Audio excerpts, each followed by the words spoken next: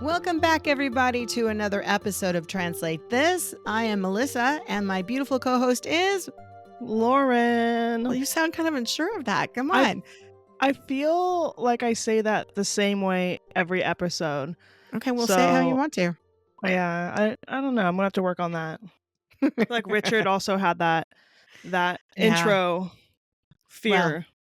I don't know. Am I saying the right thing? Well, I hope you know how to say your name, so that's a good thing. Well, this Well, is apparently a not. podcast. Let's hope so. We got a lot to cover. It's a podcast about language, culture, life, and the hilarity of it all. And we are a podcast that stems from our language industry. We are sponsored by Barbier Inc., which is our day job. You can find us at barbierinc.com, and you can find our podcast on all the streaming sites, plus on our website. Today, Lauren, we have some really cool stuff to go over. Do you know what it is? I do A little bit? because spoiler, we work together with this guest. That's true. That's true. Okay, well, there's not much that I can hide from you when it relates to work. And No. this person has been with us almost since inception of opening our office in Guatemala. So we're talking 6 years. But this person is not just an employee. We consider her family. She technically was family for a period of time to us. And we're going to talk a little bit about that today and how our paths crossed and what she does for us. But most importantly, we're going to talk about what she does when she's not working for us and the really cool stuff. So without any further delay, let me introduce our guest and read a little bit about her. Her name is Krista Zuniga, and she's a Guatemalan writer who was born and raised in Guatemala City in Central America, in case you were wondering where she's from. And due to her German roots, she studied at the Austrian school where she learned German since she was 5 years old. At the age of 22, she lived in Germany for a year and took the opportunity to learn some Italian as well. She has a degree in graphic design, and that's a profession that she practiced for several years, including at Barbier, before she discovered her passion. And I do believe that's true. It is a passion for her, for the world of project management. In 2018, after losing her mother and living in an abusive relationship, she discovered writing as a way to express herself and heal. 4 years later, she published her very first book of poetry, Equinox of Spring, in which she captures her trajectory through the perfect storm. She has participated in writing, and I like this word because it was a new one I learned, dramaturgy courses, which have helped her to not only present, but also dramatize her poems in a more artistic and emotional way. So, Krista, welcome to Translate This. Woo! Thank you. You cannot see me, but I'm really excited. I mean, for the listeners, they will not be able to see me, but I'm like, it's today, it's happening. I'm really excited and thankful for the opportunity to participate with you in this podcast, which I've been listening for the past episodes. Well, since episode 1, actually. So thanks again. Oh, Another super fan. Another super fan. That's awesome. Woo! I love Yeah. it. Kelly, don't be jealous. I'm fan number 2. Yeah. Watch out, Kelly Mills. You got another super fan on your tracks here. Oh, my goodness. Oh, well, this is great. This is wonderful. And so, Krista is our department manager of our project management department. And that's a mouthful, but there's really no other way to break that down. Because what she does is she is in charge of the people who run the projects at Barbier Inc. So it's a lot of responsibility because it's not just having projects at your desk. It's making sure that everybody's doing their work, the projects are delivered on time, the clients are happy, the vendors are happy, and internally, her managers are also happy. The accounting department, the operations department, and the executive team. There's a lot of pressure on this person to do this role, and she handles it so gracefully. And everything we throw at her, is amazing. So I just wanted to like publicly thank you, Krista, for all the hard work you do for us. And when you were a graphic designer, you gave it your all as well. And little fact, she also worked for me for a period of time before, in between project management and graphic design. She was doing internal sales for me as well and reaching out to people. And so she just can do it all. She's amazing. And we're grateful to have her every day of the week. And you can never leave now. So we will find you and chain you down to your desk wherever you are. You don't get to leave. Well, thanks for that. Pretty appreciate it. I'm also thankful for the opportunity to be able to work in the different departments because that was part of the trajectory and important of, I think, making it as a project manager because I have some background and know how things work. So it's been quite a journey. It really has. Because before you came to Barbier, you were a professional in your own right at another company. You were working and doing graphic design and marketing materials and all sorts of things. So, how long were you doing that? Yeah, I work as a graphic designer for 8 years before joining Barbier. Different scenarios where I had to do checks and invitations and tickets to concerts. I also work at the bank where it was pretty different and just doing all the publicity for internal accounts and internal departments. And then I also worked well, actually, my first work was not a graphic designer because I was still studying. I worked at a car rental.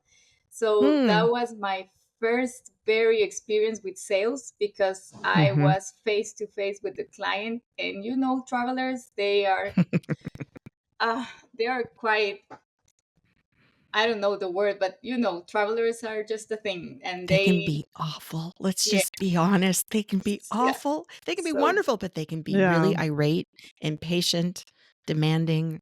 Every bad word you can think of, they can be that. yeah, Especially so after those 10-hour flights, probably jet lagged and everything exactly. like that. And find them themselves in Guatemala and like getting a really tiny car. So it was a really interesting experience, and it gave me a lot of professional experience, how learning how to deal with urgent requests, with new requests, with people that are really hard to deal with. But also, I had the opportunity to work with really nice people, Hmm. people that were really thankful for me just handling them the contract for their car. So there was a lot that I learned there. But going back to design, I also, in design, you always get to work with different people as well, Hmm. demanding people, thankful and patient and impatient people. So I guess all that background helped me learn how to deal with different situations. And as you say, project management is just a thing that you never know what to expect on a daily basis because every day is different. And that's the magic of it, that you never get bored because it's pretty different every day. Yeah. I know Lauren sometimes threatens to go back and just do project management because she says, I don't want to deal Threatens with them other things. I them want. fighting words. Well, you love it. I think you miss Yeah. it. I do. I think you miss doing it. I think there's like, of course, the stress of when you're doing it daily, but there is this nice, it's kind of like this little cozy home that you built as a project manager. You have your way, you know the steps you need to follow. Uh Generally speaking, you expect one type of situation and just shit to hit the fan. So you're kind of prepared for something to go wrong, but you don't know what it is. So it doesn't really shock you if something goes, like someone delivers late or the client cancels in the middle of the project, something out of your Yeah. control. But yeah, I really like just the rhythm that you get in. That's something that with project management, you have to find your own way that works best for you, your organizational skills that work for yourself and yourself alone. Obviously, you have to work with other project managers, but um, Yeah, I like that part of it because once you go further up the ladder, you actually cannot expect really anything. Everything is different every day. Managing people is way different than managing projects. So, I mean, Yeah. as Yeah. the same thing as Krista was saying with dealing with people that are traveling, I feel like that's more of like managing people versus like just managing like that the Hmm. car's there and that the car is clean and that someone can get in it. That's way more manageable in my opinion than like the person coming in. So yeah, I do kind of miss it Yeah. sometimes, but it's nice to, see people blooming and blossoming and finding their own perfect little way to manage projects. Yeah. And Krista, you have definitely done that. And now she leads a team of 9 project managers and occasionally a few others, depending on if there's some cross departmental projects going on with interpreting and sometimes we just ask her to do things so because she's so capable. So and she's great. But what I know that we probably could just geek out on project management for another hour because, that's who we are. But I want to talk about a few things that I don't think our listeners might quite understand because when they think and you clued into something when you said getting into a tiny car in Guatemala. So I'm listening for that. And whenever I hear somebody saying they're getting into a tiny car, that means those are Americans. They have to be Americans because America, you're right. They're if they were the Europeans, they'd be like, oh yeah, okay, same thing, right? Or Asian travelers. And I don't know the size of cars in Africa and the continent. I'm sure they vary from country to country. But because I've personally have not been to Africa, so I can't speak for them. But I do know, what Americans expect in terms of cars, and I probably think that they might romanticize when they come to Guatemala thinking it's this tropical jungle and they're gonna get Jeeps and they're gonna go out and explore, and then they come in and they see it's a bustling especially Guatemala City, it's a bustling city of a lot of people. And so I wanted just to give some statistics quickly here that Guatemala has about almost 17.5 million people in the country of Guatemala with a GDP of almost 78 billion as of 2020.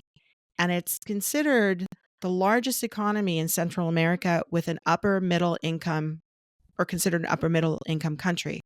So we're not talking you're going and having the, Jimmy Buffett margaritas, toes in the sand kind of experience. If you can get that in Guatemala, sure you can. All of Central America, because it's, in Guatemala, for geography people out there, it's got both the Atlantic and it's not the Atlantic. Is it the Atlantic on the other side? Okay, now I've screwed it up. It's Pacific to the west, and on the other side, it's the Gulf of Mexico, or is it the Well, Atlantic on the I other think side by Puerto Barrios? Yeah, we have both Atlantic and Pacific. That's why we Okay, have white and black sand. that's it. White and black sand. There you go. yeah. So that's how you can tell the difference. So you've got the black sand on the west side and the white sand on the east side, right? Or did I do that backward Yes. also? That's No, right. the west is the No, it's black the other side. volcanic sand. Yeah, west is black. Okay, because Mhm. we were out there. Okay, good. Now I'm forgetting everything about Guatemala. It's been too long since I've been back.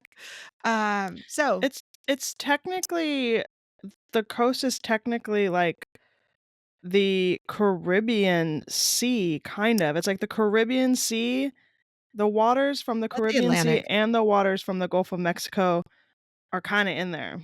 Because you have all of, Yeah. like, So the islands, like Cuba and all of that on the other side of the Bahamas and the Cuba, and on the east side of that, that's the Atlantic, but there is the Caribbean Sea.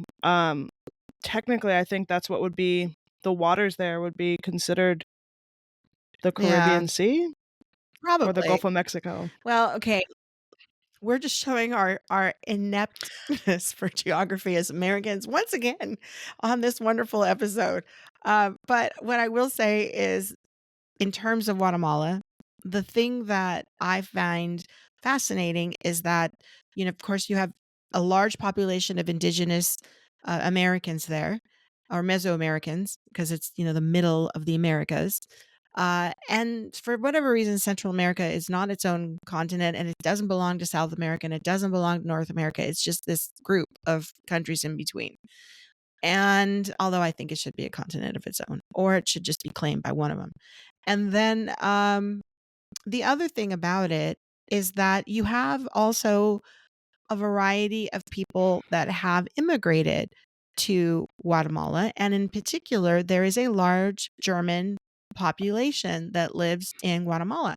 So I was looking up some just this what I wanted, because I don't know. I know my cousins have German friends. I didn't know anything about the relationship with Germany and Guatemala, but according to what I found researching today, it says that Germany and Guatemala maintain good and intensive relations in political, cultural, and economic sectors, as well in developmental cooperation. And in 2022, they celebrated 175 years of diplomatic relations, originally that were established between Guatemala and the Hanseatic cities of Hamburg, Bremen, and Lübeck. Germany and Mm. the Germans enjoy a good reputation in Guatemala, and approximately 4,000 German nationals and many, so that's just the nationals, 4,000 German nationals, and then many Guatemalans of German descent live in the country. So out of that 17, almost 18 million people, you have a good base of Germans that are there. And I think it's great to have the diversity of any country, right? Because it adds culture and adds enrichment. But we're not talking 4 million Germans. We're talking 4,000 German nationals and then a lot of people of German descent. So you going to the Austrian school, you being of German heritage, you have a Guatemalan last name. Your first name is not as Guatemalan as Krista is, definitely to me sounding more on the Germanic side, although I'm sure it could pass in Guatemala as a Spanish-ish name. But it definitely sounds more of the Germanic side for me, especially the way it's written. So it's CHR. So that's the giveaway also, the CHR. Mm-hmm. What did it feel like, because you're Guatemalan, you grew up there. What did it feel like for you to have this second culture, this second identity that, you shared with your family, you shared with your friends, but living there in Guatemala and not everyone sharing this, what was that like for you? Well, it was something that, as when I was little, I wasn't aware of, because you never actually pay attention to this kind of stuff, and they tell you, hey, you come from German heritage, and you can see my father's second last name is Kaufman, everything comes from, but Mm-hmm. you never actually think about it until you're actually an specific age where you start to wonder where you come from, what it means for you. So I would say around 15, maybe I start realizing that background was something helpful, because if I wanted to study in Europe, I could be benefit of that if I wanted to. If I would like to go to Germany, then I knew I had family there. Not very close family, but and whatever happened in Guatemala, the situation always changes. You just have the confidence. You can always go wherever you will be well received. I also have family in the United States, but that's pretty close, and you can just travel within 3 hours and you are there. But going to Europe, it's how we say, we just fly over the ocean, and you Mm-hmm. just have to go way away from your home, and it's just pretty different culture. So it gave me a feeling of belonging, even though the family wasn't close, and also a feeling of understanding where we come from, why we are the way we are. uh, as you mentioned, I lived in Germany, and they were always wondering why I don't have black hair, why I don't look like a Latino. And I was surprised, because for me, before going to living in Germany, that wasn't a thing, because here you can see blonde people, brunettes, black people, everything. So Redheads.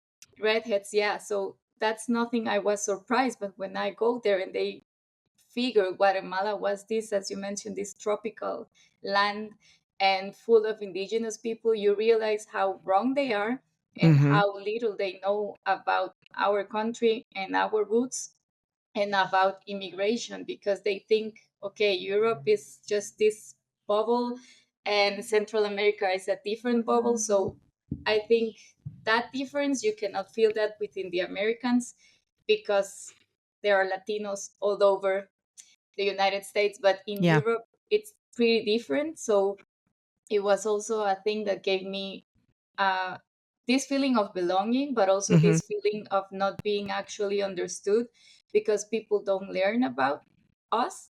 Mm-hmm. And it was quite interesting. And but basing just on the positive side, it was a thing that I realized it was good to know where I came from. Right now Yeah. you can do this DNA test and Yeah. Did you know. do it? Did you do the DNA? No, not yet, but it's on my bucket list. I want to Good. see where whatever percentage I have from everything Hmm. I am.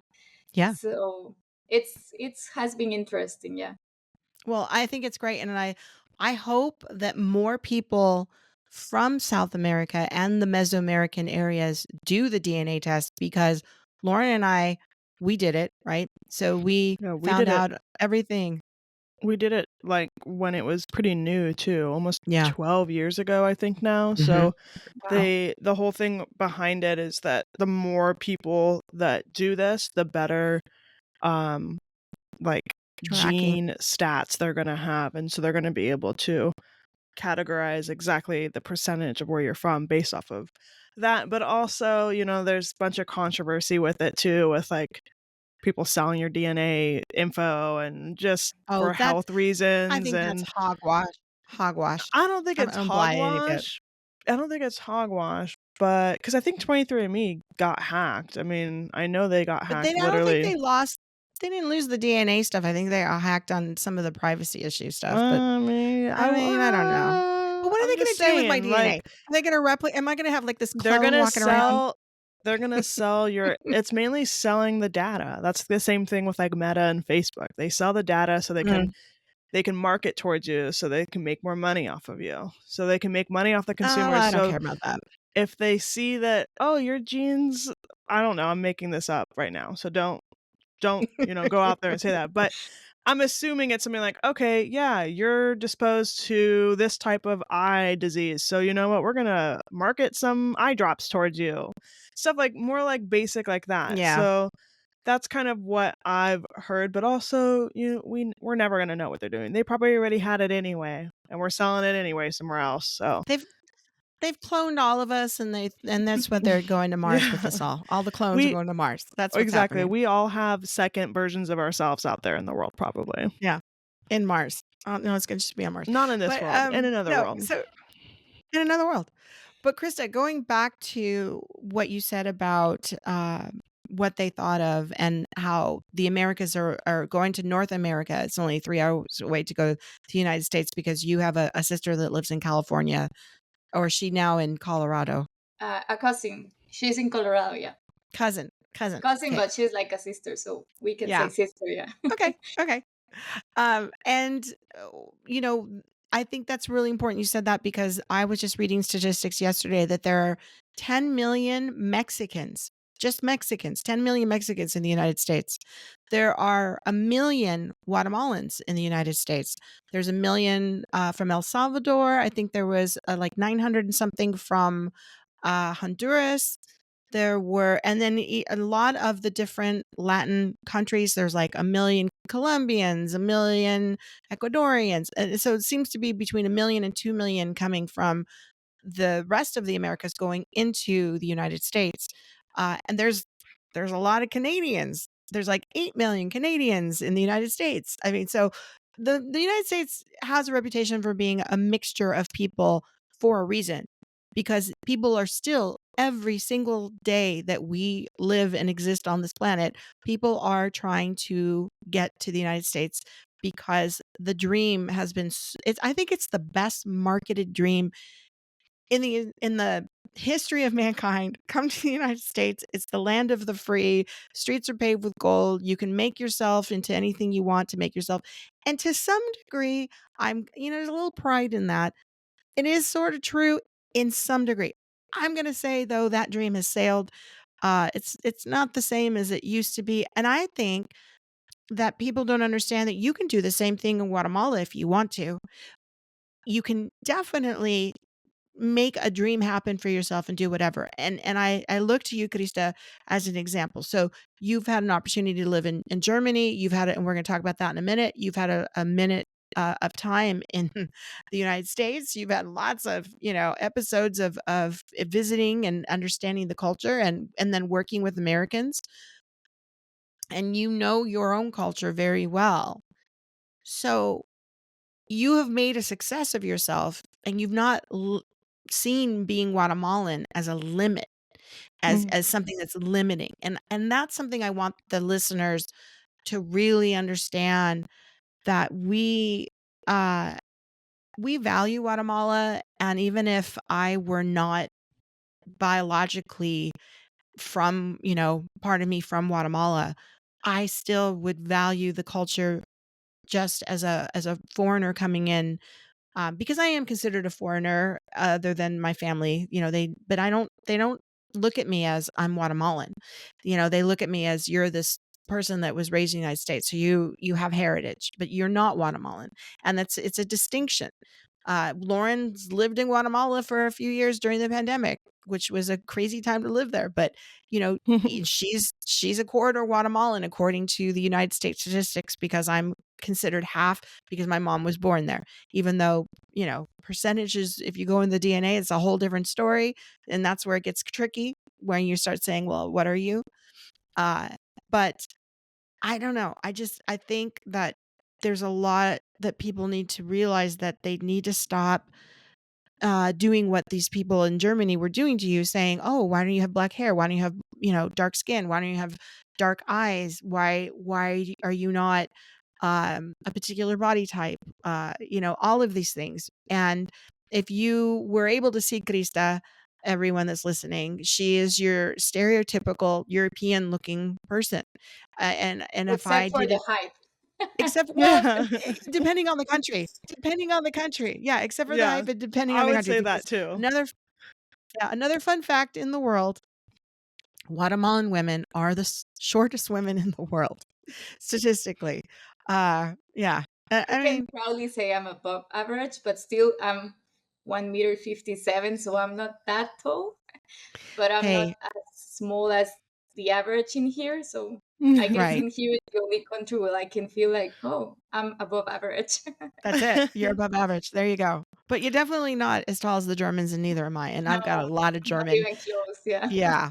I got a lot of German Mm. DNA. So does Lauren. Lauren's a little taller than me, but neither of us are as tall as some of the women that we've seen in Germany. Oh There's some no. tall women.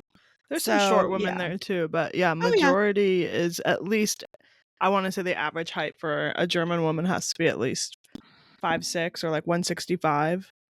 Yeah. Yeah. Probably. Maybe. Yeah, I would think so. Yeah, More taller. taller. I'm gonna No, look it up. that's taller, I'm gonna because look it I'm up. 164 and I'm 5'3 3/4, and that's You're 164. 164? Yeah.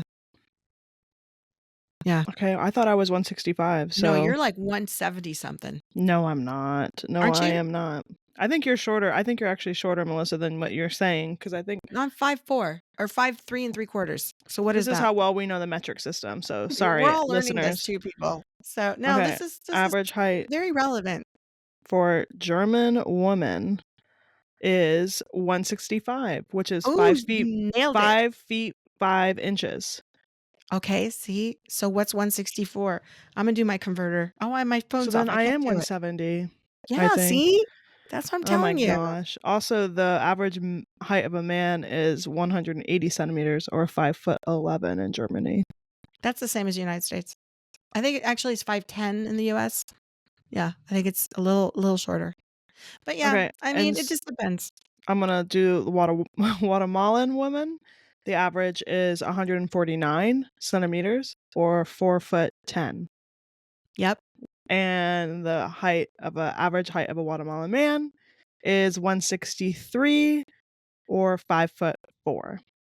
Oh, see, that's So what I'm there telling you you. there you are, So Melissa. maybe You're I'm 163. 163. I'm 163. And Krista, you Actually, said you little. were 157. For See? years, I Look. thought I was 159, and then I realized, hey, that's not true. Yeah. So yeah, You're almost 10 centimeters above the average height for a woman in Guatemala. So yeah. Yeah, so you are tall in Guatemala. Very tall. There you No. go. There you go. Well, okay, so when you went to Germany, what city did you go to? Who did you stay with? How long were you there? All the good stuff. okay, so I was there for 1 whole year. And I Mhm. say this because you know how Germans are, and I got my visa for exactly 1 year, not one day more. So I was I had to ask for a 5 day extension or something, and they were like, "Okay, just make sure you sorry, you seal your passport." And I had to get a letter confirming I came back. So that was like an awkward Wow. experience because I was like, or of course I'm going back. I have a family there. I'm studying there, but that's another story. So I went to Fusen, which it's in the south. It's just minutes from Austria because Mm, I was able to go for a walk and then I saw myself in Austria. So it wow. was actually Austria. It's to give you an idea, it's where the Neuschwanstein Castle is. Oh my gosh, that's where we've been. Yeah, that's what I was going to tell We've you, Melissa. actually been there. I knew this Yeah. little fact because we talked about it when we went to Germany, and she was like, "Oh, I was right there. Oh. That's where I was living." And I was immediately like, "Wow, you lived in like literally fairyland," Yeah. because Yeah. you feel like you're like a little princess running Mhm. around in these green, I don't know. Anyway, It I'm is. gonna stop talking about It that. But does. yeah, It's like it Brothers Grimm, like they were yeah. born there and they wrote everything there, it feels like. Yeah, it was as you know, it's a really small city, Mhm. but it was surrounded by all the nature you can imagine, 7 lakes.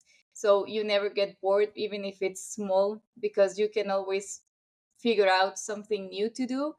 Of Mhm. course, if you want to go to the movies, there's only one option, but we're talking about nature, and which is something I really enjoy and like. So I just went for a walk, took my bike, and just had this nice experience of being able to go anywhere I wanted just on my own because I didn't have a car there, which I have in here. And it's pretty different if you mobilize within a car or in a bike or just Mhm. walking. And also, this fear of getting lost in the woods. It's something I had never experienced before because it was 2022, so no actually Waze or GPS or Google Maps that could track me down. So I was more like Hansel and Gretel and trying to leave something to track the path back. So I always, for the first months, I just went the same way. Like, okay, let's say 1 kilometer this way and the same kilometer back, and I was Mhm. afraid to go into new paths because everything was new to me. Until one day I was like, okay, if I get lost, what's the worst that can happen? Like, I will just walk in circles or I will just find myself in Austria. And I just lost the fear of going nowhere and just found so many nice things and realized if you just overcome your fears, you can just get so many positive things out of it. Of course, the first minutes are gonna be tough when you're like, what am I doing? Is this okay? Am I crazy? What if nobody finds me? And everything that stuff your heads just make up. And then but the rewarding is they're much bigger than the fear. So I had this pretty great experience. I live with a family that was a mixture of everywhere. So the mother of the kids was Portuguese, the father Mm. was Italian, and they all lived in Germany. Oh. So, hello, cows. It was quite an experience. I speak German, so I was able to communicate in German, but the thing is, the TV was in Italian.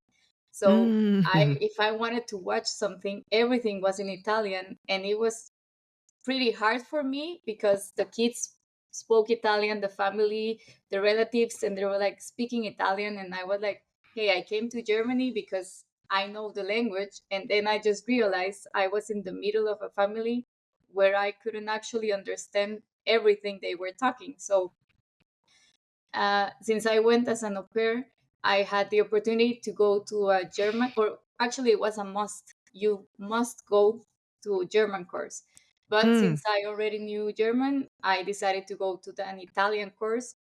And it was another experience because who studies Italian? Actually, it was people above 55. So and whenever we tried and talked in Italian, they were like, "Hey, so yeah, the weekend I took care of my flowers. I took care of my plants," and I was like, "What? There's no way I can fit in here." But it was really interesting. I actually went with them in a tour, and that was the other thing I realized, that people start living after they're 50, and so Mhm. these wonderful women were doing anything they wanted to do and whatever make them feel comfortable and happy. But it was just until they were 50 that they realized they could do that. So that was another wide opening experience to make me realize I don't want to be them. I want to live my life at the fullest, being young and being able to do stuff that they cannot do that right now because they're tired or they are um, feeling sick, they cannot walk that Yep. long. And Yep. so I think everything happens for a reason. And those little experience gave me the opportunity to understand what I wanted to do with my life once I was able to figure that out. No, that's amazing. That I'm first of all, again, just really, really impressed with this story. It takes a lot of courage to go to a foreign country, even if you know the language, Mhm. and because it's still a different culture. Um, and then you're in the middle of an Italian family with a Portuguese mother. That's amazing. I mean, I guess the Portuguese might be the only saving. Well, Italian and Portuguese, they're both Romance languages, so you could definitely kind of decipher some of that being a native Spanish speaker. And that at least gave you a little leg up there. But Italian is not Spanish by any means, and so it's definitely challenging. But I love that you just were like, okay, I'm just going to do this and then go for walks and just wander. And when you were saying, what's the worst thing going to happen? And me being the Oregonian in my brain, I'm like, Oh my god, me bears, too. wolves, I was falling like, off a cliff, yeah. I was like hypothermia. waterfalls, Yeah. snakes, Snakes. spiders, cougars. Yep. I mean, you just But don't do that. but at the same time, I was also thinking it's Germany, and Germans are very good about having things organized. So Yeah. if you were on some type of trail, there's no way, like, even if it's a little dirt path, there's no way that you're going to be actually getting lost because they wouldn't, like, Germans wouldn't ever do anything like that. That's just against the way that things make sense. It's a path, it'll lead you out somewhere. But I don't know if that's what you were doing, Krista, but still. That's Yeah. She's very, like I was going out thinking from high looking risk, for high mushrooms. reward. Yeah. Yeah. Yeah. Yeah. So it's funny how you're thinking about animals and those kind of risk. That never crossed my mind because I grew up at a farm, a coffee plantation. So I was surrounded by all those kinds of risks, and those were like something I was familiar to. So okay, if there's a cliff, just stop, go the other way. If there's a waterfall, take a picture. If an animal is coming, just watch it closely. And of course, if it's a bear, I will have freaking out. But it's different. As you can see, we all have different fears because it depends where we come from, what we have experienced, and what we are afraid of based on what people have told us. Right. So actually, my biggest fear was nobody's gonna find me, like no, because nobody knew where I was. Mhm. But Yeah. they always find you sooner or later. They always find you. Yeah. Well, now we Well, have those GPS trackers. In fact, speaking of Oregon, I think it's against the law now to go up without the tracker. Or it should be. I think they make you wear the trackers when you go up Mount Hood now. Specifically, yeah, I think it's specifically for the mountains when you Yeah. hike them or climb them. Yeah, because But too many people just they don't come back down. I mean, for that all intents and purposes. or you're like Sleeping Beauty, like Krista over here, making friends with all the little animals in the Yeah. forest in Germany. Yeah. Yeah. And She's like, look, she's like, look yeah, at no, it didn't me. bother me. Actually, the deer just were Yeah. my friends towards the Yep. end. So She's like the garden maiden out there, and yeah. Tom Cruise shows up. It turns into the movie Legend, and she's like dancing around in the forest. Yeah.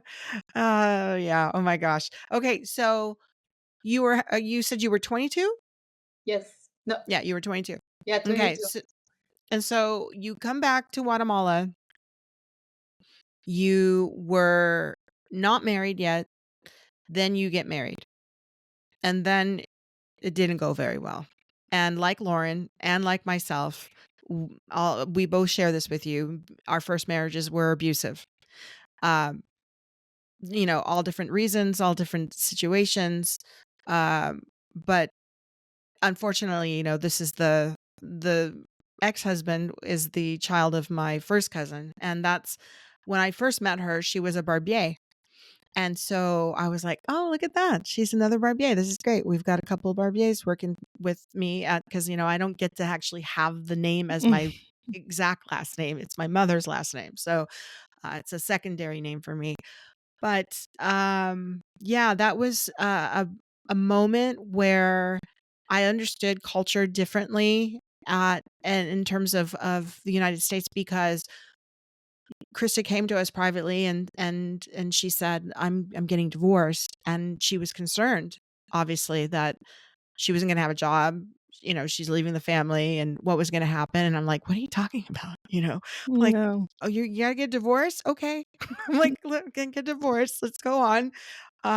Because it's a big deal. And there's I think a cultural difference with the United States, that we're incredibly casual and we're so work focused that most bosses would have told you, okay, can you be back next week if you have to take some time off to go sign papers, but we'll see you next week, right? Okay.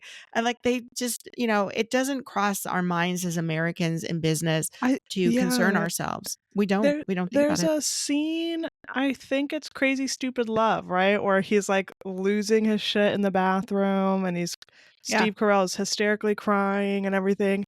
And the boss comes in and says, hey, like, are you okay? And then he says, like, he's getting divorced. He's like, oh, thank God. I thought you had the cancer or something like that. He was like, all right, well, have a good weekend. And he like leaves. And it's exactly that in the US. It's just like, Yeah. oh, okay, Yeah. yeah. I think I like, actually go ahead.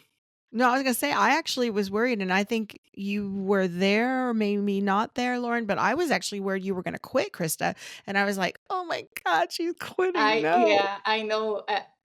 As you mentioned, it's a cultural difference, because I was honestly worried, but not afraid to lose it all if I had to. Like, I was all into it if I need to lose it all and start all over again. Romantic life, work, and everything. I was ready to do that because I was at the lowest I could be. So I was ready if that was the way things needed to go. And I think also the openness from both of you to give me the confidence to come up and say that, because otherwise maybe I would have said anything. Then if you were more Latino, we're like, hey, you never told us you're no longer family, or hey, we just heard the story the other side, or whatever happened. So I was really confident to say, hey, I need to talk to you. And I can remember your face because you didn't say that, but you were like, oh, this is it, like, you're getting divorced. And I'm like, it's a big thing for me, but it was a big thing for you, but not the same way I was expecting it to be, because you were more in a caring way. I remember you moving your chair and moving next to me instead of sitting there like a boss type.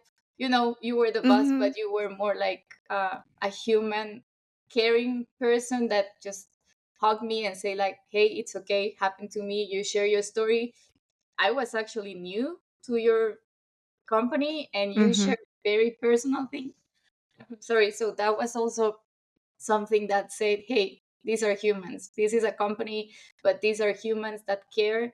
And this is somewhere I want to belong to, because they're not facing decisions on other things than humanity. So I was, and I have said this to you so many times, that I'm always thankful for that, and for me being able to share that personal thing, and also feeling that I was being understood and not being criticized. Because, when you get Yeah. divorced, the first thing you think is they're going to judge me, and they're Mm-hmm. going to point at me, and they're going to say so many things.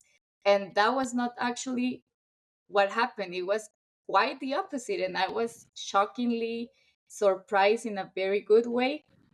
And it also gave me this feeling that whatever you think it's going to happen, it's not always going to go that way. Yeah. You're not going to Yeah. find bears, you're not going to find waterfalls, but you're going to find rainbows. And it's not Mm-hmm. always rainbows and butterflies, but it's, life happens to you, and then you just need to find the way you want it to lead you to. Because I could have stood there and, like, I don't have a family, I don't have a job, and just go, I don't know if it was possible, but go lower than where I was. No, and I'm like hitting my microphone. Sorry, people. I got all emotional on this one. W- it really, really, really touches my heart to know that I offered that support for you in that moment that still is with you, because I know what it was like going through it myself, and I didn't get that when I had that happen. I did not get the support, that initial support. I was frightened. I just had to make my path, and it didn't. I mean, I eventually got the support. My family loves me, and of course they took care of me, and they were always very supportive of everything I did. But it wasn't. It was very, very difficult for me to get out of my relationship. Um, in terms of the support. So I'm glad you have that. I know the thing that I was thinking about when you were saying this too, though, was the fact that at that moment in time, Lauren was getting out of her relationship, out of her first marriage. And I was thinking to myself, this is nothing. This is nothing than what was going on with Lauren, because it was just like, okay, yeah, I mean, you're getting divorced, Lauren's getting divorced, I've been divorced, other people get divorced, my parents got divorced, and it's just, again, a cultural thing. And not to say that Latinos don't get divorced, because they do. There's a lot of divorces in Guatemala, just like anywhere else. But I think the way you really zoned in on the fact of the judginess, Mm-hmm. that is probably the one cultural difference that it makes me always uncomfortable in Guatemala. It always has made me uncomfortable in my Latinness, no matter if it's North American or whatever. But the judginess, we are so freaking judgy. We just are like, oh, what's she got? What's she doing? Cheese What's man. happening over there? It's the cheese man. Yeah, the gossip. Mm-hmm. It's Yeah. it's bad. It's It's bad.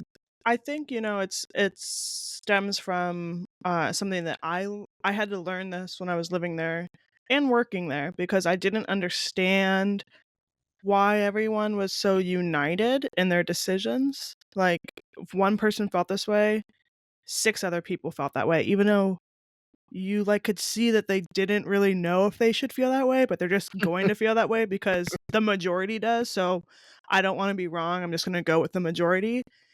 And that's when I learned about collectivism versus Individualism. individualism. Mhm.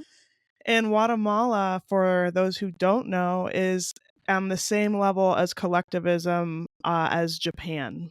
So, in and the US is the top in individualism. We're literally on opposite sides of the scale. So, Yeah. for us Americans, we're like, well, like, this is your path. Don't worry about that. You're going to have support. You're going to find someone else. You're going to get the man that, you deserve. And we're going to support you. And But, spoiler, I and got it.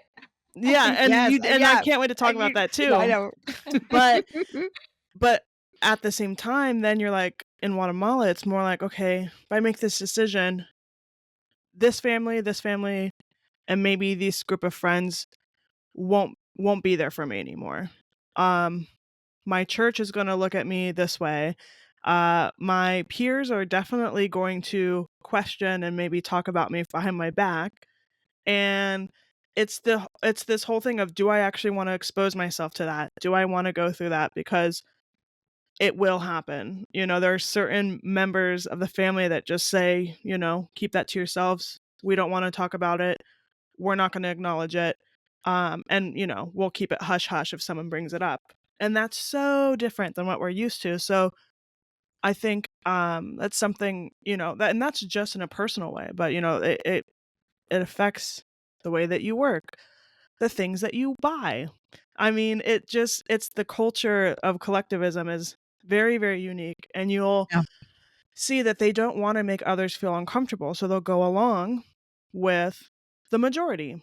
And you Right. see the same patterns in Japan, in the workplace, in the private life, and so I think that was something that we had to understand, you know, when you were coming to Melissa with that information, for you, you were like, "Okay, so I think I might lose my job because it's tied to the family, and it's Mhm. definitely the Barbier family that, you know, I'm leaving, and so they might, you know, maybe that's what that was." But for us, because 'cause we're so American, we're like, "I'm really sorry, you know, like, I'm gonna give you a hug, and we're gonna get this together, don't worry, like, we'll support Yeah. you."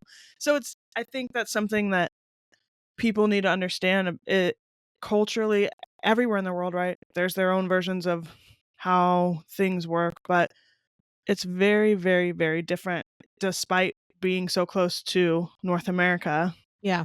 Yeah. Well, Central and Krista, America is opposites for culture. and Krista, in Germany, and I would love we can go back and find this out. But Germans are gonna be closer to the Americans on that, than I think. Yes. They're one of the more individualistic, uh, like Mhm. Australians, um, I think also the UK, the French are collectivists, but they're in the middle. Like the Europeans are more in the middle, but more leaning it's like certain countries leaning individual, others leaning way to the collectivism side. But I think the Yeah. thing that we had to learn was that we had to work in a different way with our team. And one of the things I was thinking about when Laura said this is that we have to do anonymous end of the year reviews at Mhm. work because it's the only way we can get people to actually speak their minds by doing anonymous 365 reviews. So we can then actually have people write comments and score people and score them, you know, all the different things about the company. And I think that's worked really well for us because then we all get to the big reveal at the end of let's see where we're at. But there is still um there's not that much of a flex in that either. Like historically, we end up around the same um decisions. Like we all kind of have the same ideas and the same beliefs about Barbier at the end of the day, when we look at these statistics and anything that's an outlier, a big spike one way or the other, then we start honing in on that, and we're like, "Ooh, what's going on there? Why is that person doing that? Why does that person think this way?" And it's kind of been good for us to be able to utilize the collectivism because when it really does stand out differently, it's a red flag for us that 1, we're either not doing something properly, or 2, that Mhm. person has an issue. You know, that Mhm. it's one of the 2 usually it comes down to. So, I think with German culture, um I mean, I know the Mediterranean, they're collectivism. I mean, I see the Spanish people. We always Mhm. talk about this, and I think we've talked about this before on the podcast, where we see the children of the Spaniards all dressed in the same clothing in just different sizes. It's exact same. It's like they look like Yeah. they're wearing a school outfit or a uniform down the street. But they go out on Sundays and they're all dressed the same. And Yeah. I Yeah. don't know. I never saw that in Guatemala, but I did see a lot of dressing. The funniest, okay, the funniest moment I had in Guatemala in terms of dress was when, Krista, you know this place too. Lauren, you took us to the steak restaurant, Jake's, Mm-hmm. and we Yeah. were, and it was like, for me, blazing hot because I'm not a tropical weather person. I love the cold. I love being in It was temperate climate. in Estacion. I forgot the name of it. With the area Well, where it right was. now, yeah, it's in It's moved the though, new right? mall. Yeah, but it's Okay. Zone 10. Yeah, so it's Yeah. so the listeners know it's a fancy restaurant. It's not just a fast food restaurant. Yeah. It's really Yeah. No, fancy and really good. it's It's this really guy. good. Yeah. It's a guy from New York that moved there. Yeah. Yeah. And so he's got a huge steakhouse. He's got a pizza place. He's got a bunch of stuff, and he's living the life there. And he's got his own private security when he walks around. It's like everything you can think of. This rich American there. He's done well. I mean, and other people have private security. They're rich Guatemalans. They have that too. But this guy, he's, people go to be seen. I found out when you go there, just like when you're in LA, it was like the most experience. Mm-hmm. This is where my culture shock came in. I go to this restaurant and I'm like, "Oh, look, it's great. It's an American restaurant for steak. This is cool. It's a New York steakhouse. I'm gonna go eat there. Let's see what it's like." And it was delicious. And I was like, "This is amazing."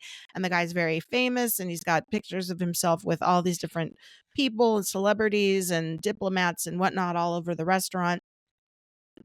And these two hipsters, they had to have been in your age group. I remember, yeah. Remember them? They're in their 30s. It's hot outside. It's in the evening. And they come walking their dogs.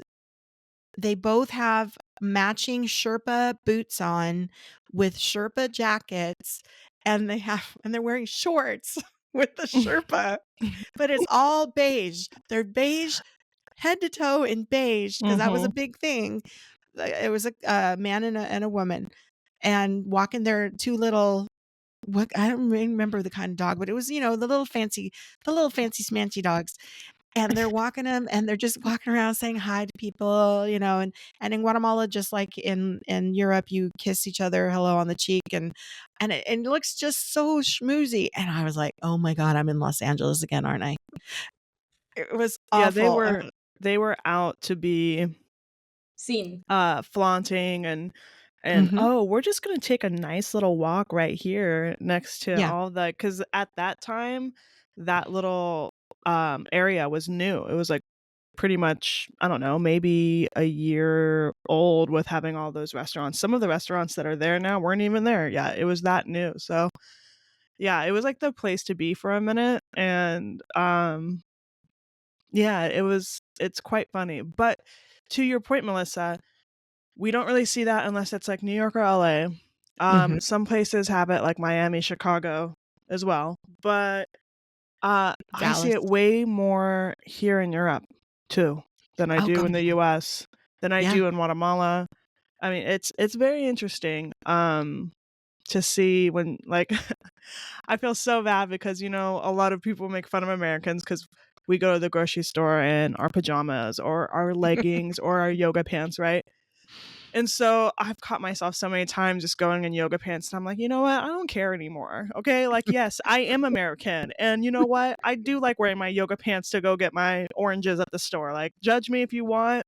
I don't care anymore. But I used to have this thing, and I don't know if that's like the little rub off of collectivism. Like, okay, I have to dress up. I have to dress up Oh, because totally is. you're going out, like I can't be seen. What if someone sees me like this? And the first time that I ever even like encountered that was when I was living in Guatemala, when Luis and I were still like undercover, and no one really knew about us, even though everyone said they did. So I'm gonna laugh at Luis for that one because he felt he did such a good job hiding that, but no one believed it.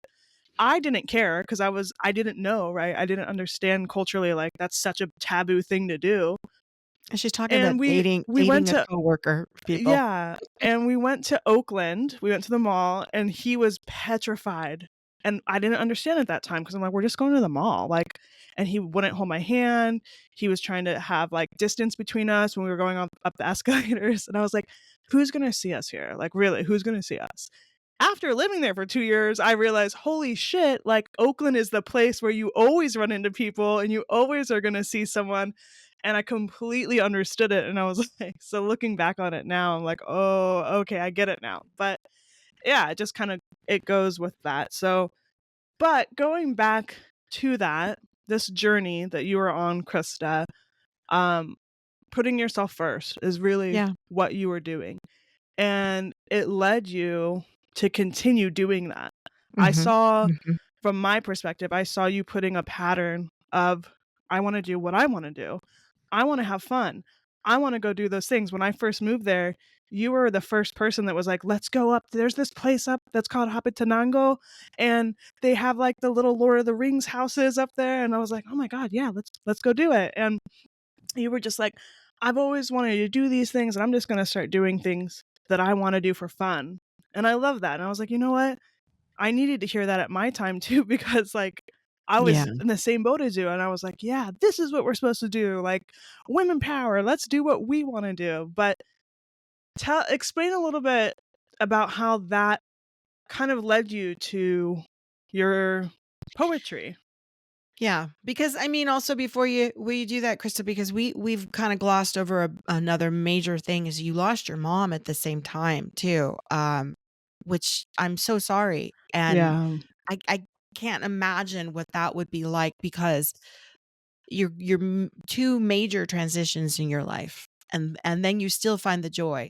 So yeah, tell us how that happened for you, and when that moment you're like, I just got to write.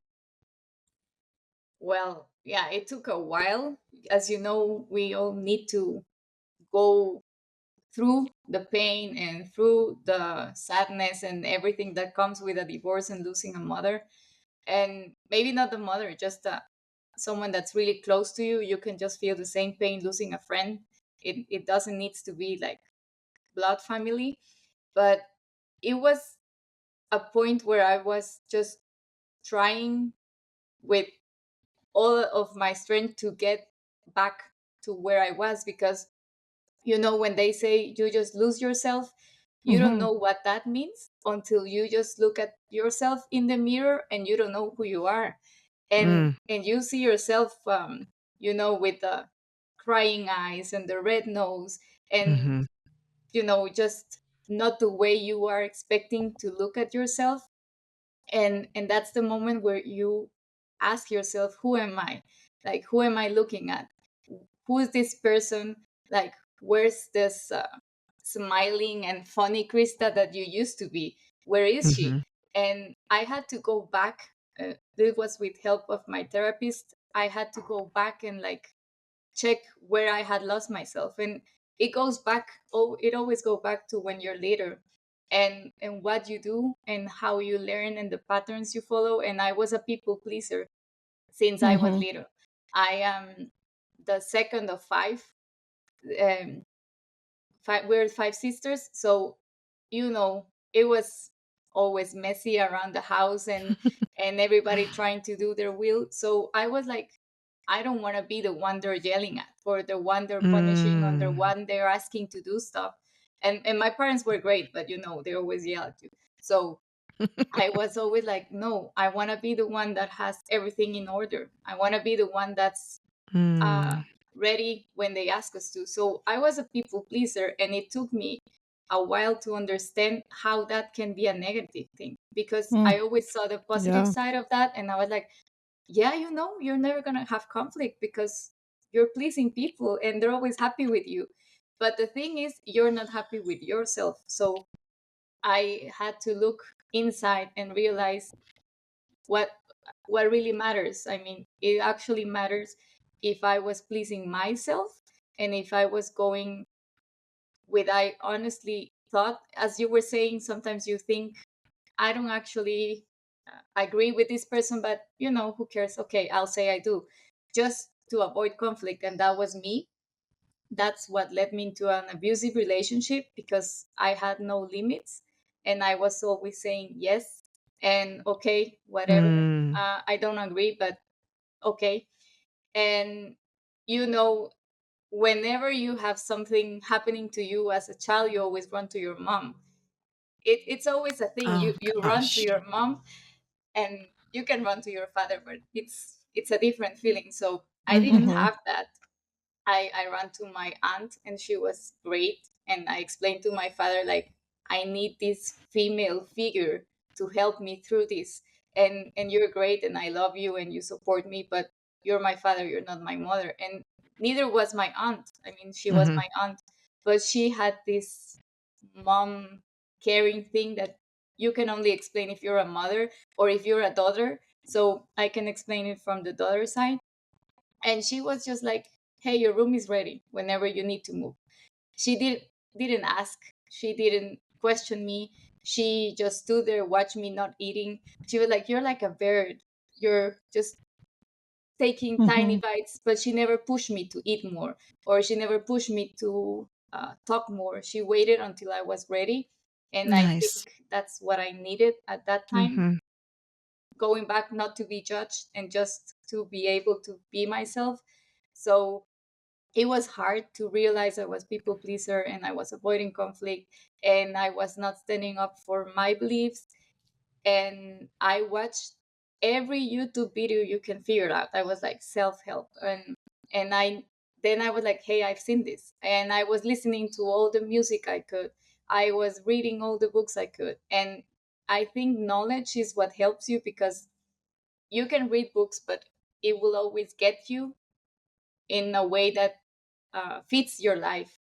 So after Yeah. doing all that work, I realized I was getting everything, but I was not letting things out. So I needed a way to let things out and to express myself. And that's when I figured out, okay, I can do this by writing. And I realized that because I started to share how I was feeling. I had a tracker, and my therapist said, you need to track your emotions, and you need to know and actually see how you're feeling, because you come here like, I was even able to wait a week for my next therapist. I was like, I need to go now. And I was so nervous and so anxious and everything, that I needed that therapist. So I couldn't wait more than a week for that. And she was like, you Yeah. need to be able to make it through the week, you know? Mhm. So I had this tracking app where I wrote in the morning, hey, today I'm relaxed. Then at 12 p.m., I am anxious because I received a text message from the lawyer. Then maybe at night, I was like really happy because someone just invited me to a really nice event. And I could see the peaks, and they were really steep. Like, I was really low, and then I was really high, and Mm. I was not steady. And that was a shock to me, because usually you're like, you have your lows and ups, but they're like more like waves, and I was Mhm. getting Mhm. peaks. So I realized, okay, this is not a good thing.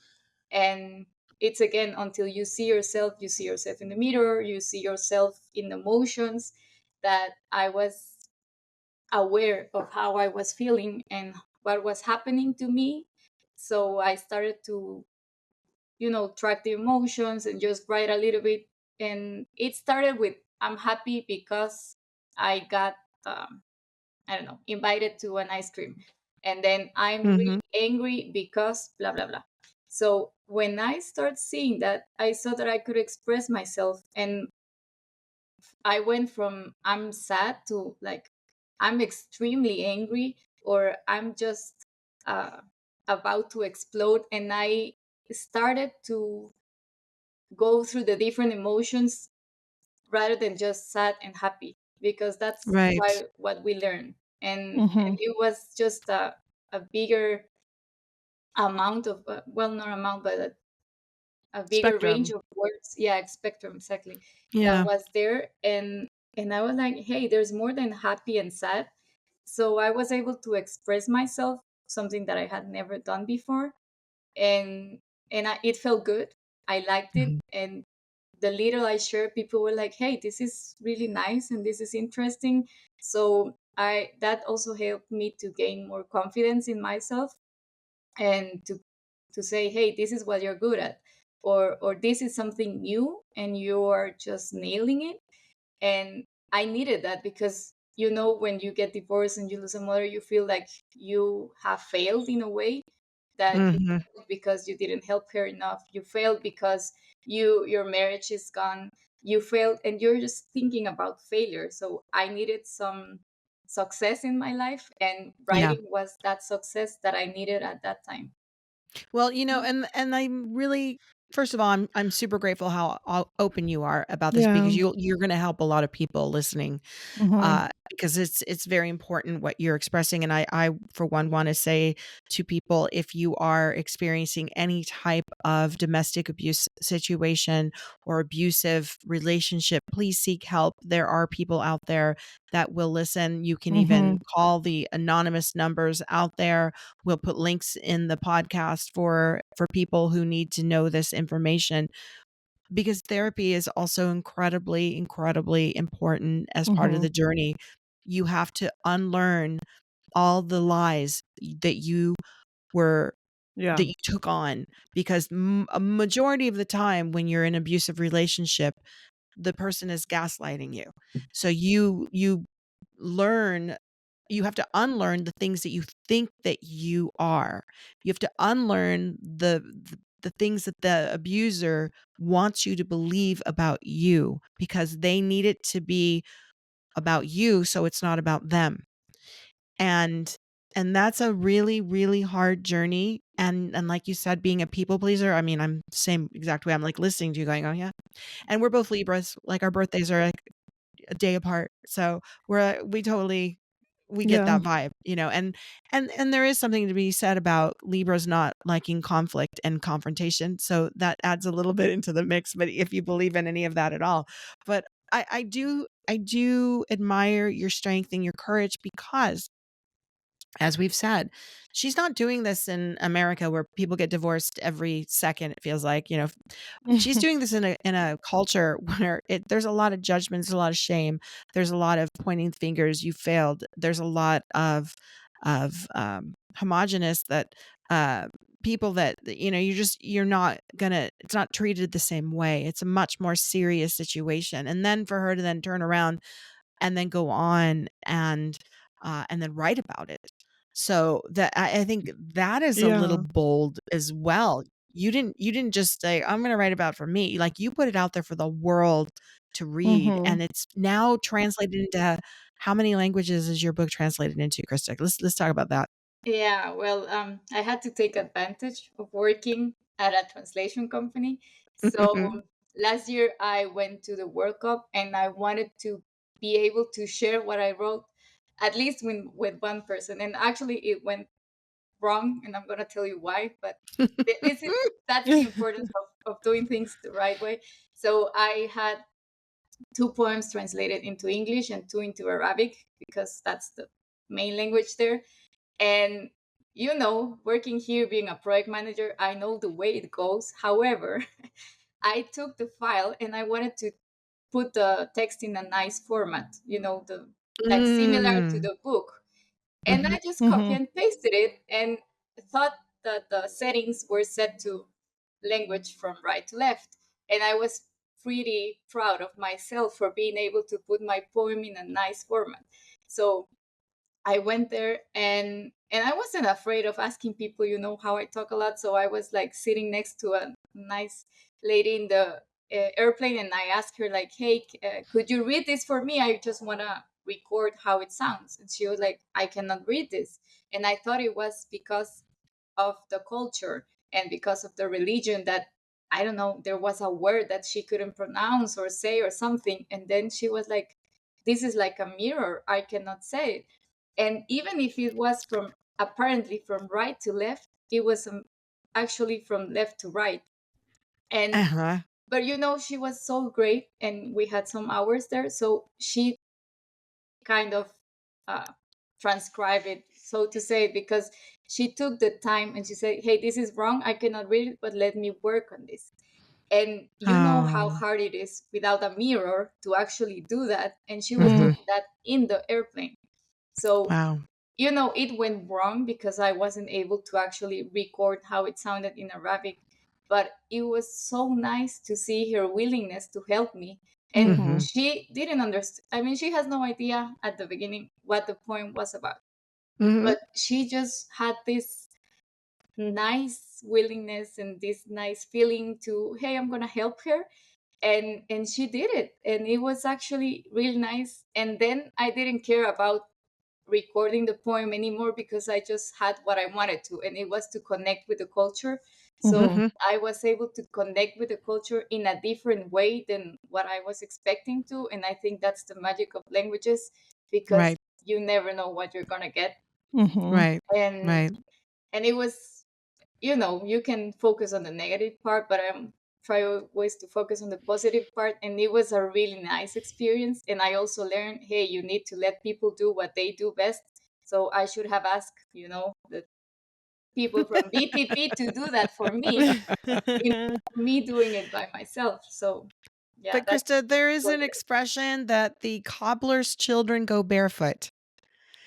And that's why the famous saying, what is it, doctor, or I think, is it doctor shall not treat thyself, or something like that. But the point is, you go to a doctor's house, those kids never go to a doctor, and because they're always like being treated at home or whatever, or they don't get the medical attention they need. My husband was in a house where his mother was a nurse, and they never went to the doctor unless they were like literally bleeding out. um yeah, I mean, my mother is a linguist and didn't teach me Spanish. So, Right.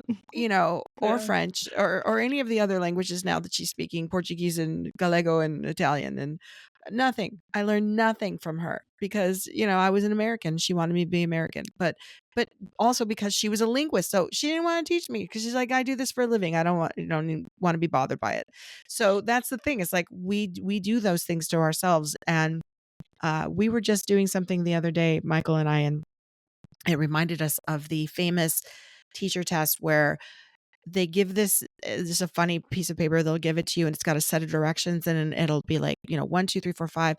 And you give it to teachers to take, and they'll just be skipping and doing things or whatever. And at the very end, the last directive says, read everything first, because you weren't supposed to actually fill anything out. And so of Right. course everybody's already filled everything out. Yeah, I'm done. And like, but you really weren't supposed to do it. You were supposed to because it says at the beginning, read all the directions. Teachers don't.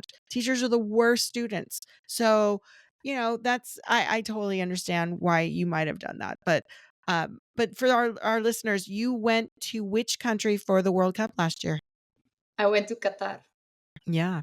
And did you go just there, or did you go to any of the other neighboring countries? Yeah, we did some traveling in there. You're already there. You need to explore Yeah. more. Yeah. So we went to Dubai, Egypt, uh, Jordan, and somewhere else I can't remember right now. But it was uh, another culture shocking, as we were talking at the beginning. Mhm. You don't want to stare, but you're actually staring because you're looking at women just walking around with their face covered, and I mean all their body covered.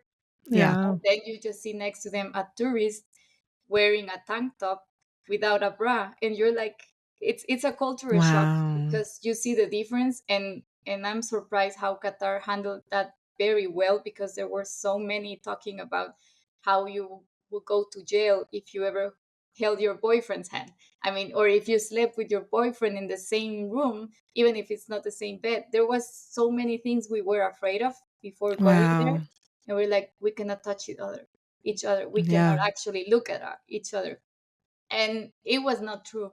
Again, all your fears never happen. And then you realize it's quite different than what you imagine. It was so interesting to see all the different things I saw there, because it's not just the people, it's the nature, the culture, the way they live, how they pray, how they just stop doing whatever they're doing to pray. And and you realize that's what they want, what they like, and it's not wrong. And how we do it, it's not wrong, even if it's different for them. So it was really interesting to see. Yeah. Also, the way they drive in Egypt is crazy. You feel you're gonna crash every second. It's the craziest thing I've seen. And And that's coming that's pretty rich coming from somebody from Guatemala because, I mean, yeah, let's talk about crazy driving. Oh my gosh, it's just like Yeah. Rome. Rome is crazy driving. Yeah. Guatemala is crazy driving for so if Egypt's crazy driving, that yeah, sounds absolutely frightening to me. yeah. But it was really nice to experience that and to feel the also, the excitement from the soccer fans.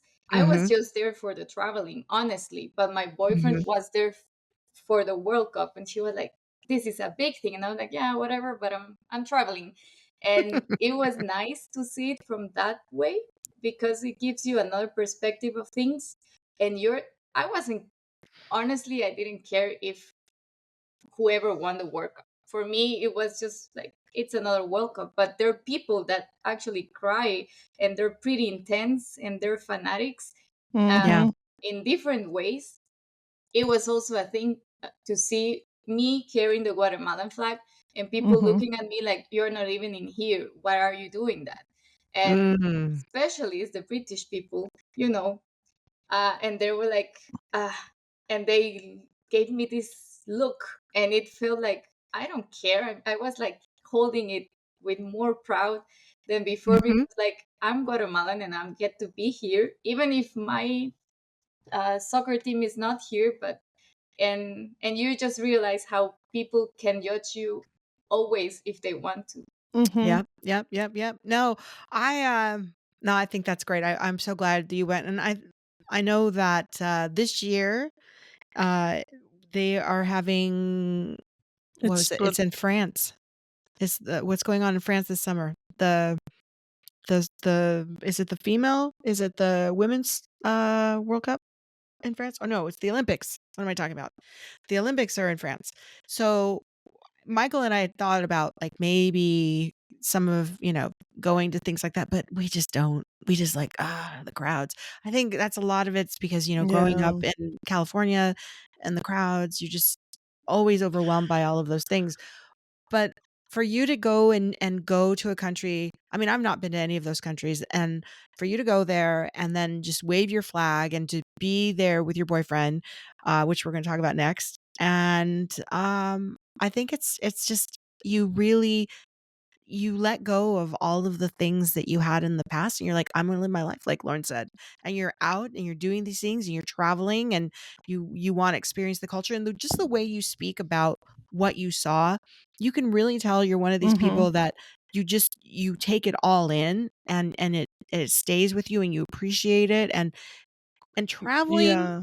I traveling go ahead, Lauren, 'cause I I say was just gonna traveling, say that it's obvious that you look at things from a perspective of curiosity, and I think that's the best way to live life is to be curious, because you wanna understand, you wanna assimilate, and there's no judgment in it. It's just Yep. it's different, you're never gonna live like that, but you're curious of, "Huh, so that's how they do that here." Okay, Mhm. or and why is that? Okay, so you learn a little bit about it, but, I remember you were so excited to go, and I just remember seeing all the pictures, and you just I mean, almost like, Luis and I just watched The Mummy again because we Oh, I haven't seen love it that. in so long, and obviously they were in the Middle East as well, in some parts of it, and I think Morocco at some part as well. Mm. But, it kinda reminded me of, like, that when I was watching it, I was like, "Oh my god, that's like Krista, she was on the camels over there," like, you know, doing that, and yeah, it was cool. I was Yeah. happy to see you enjoying yourself there. Well, and Krista, that's the thing. So what I was going to say was that traveling opens your mind, people.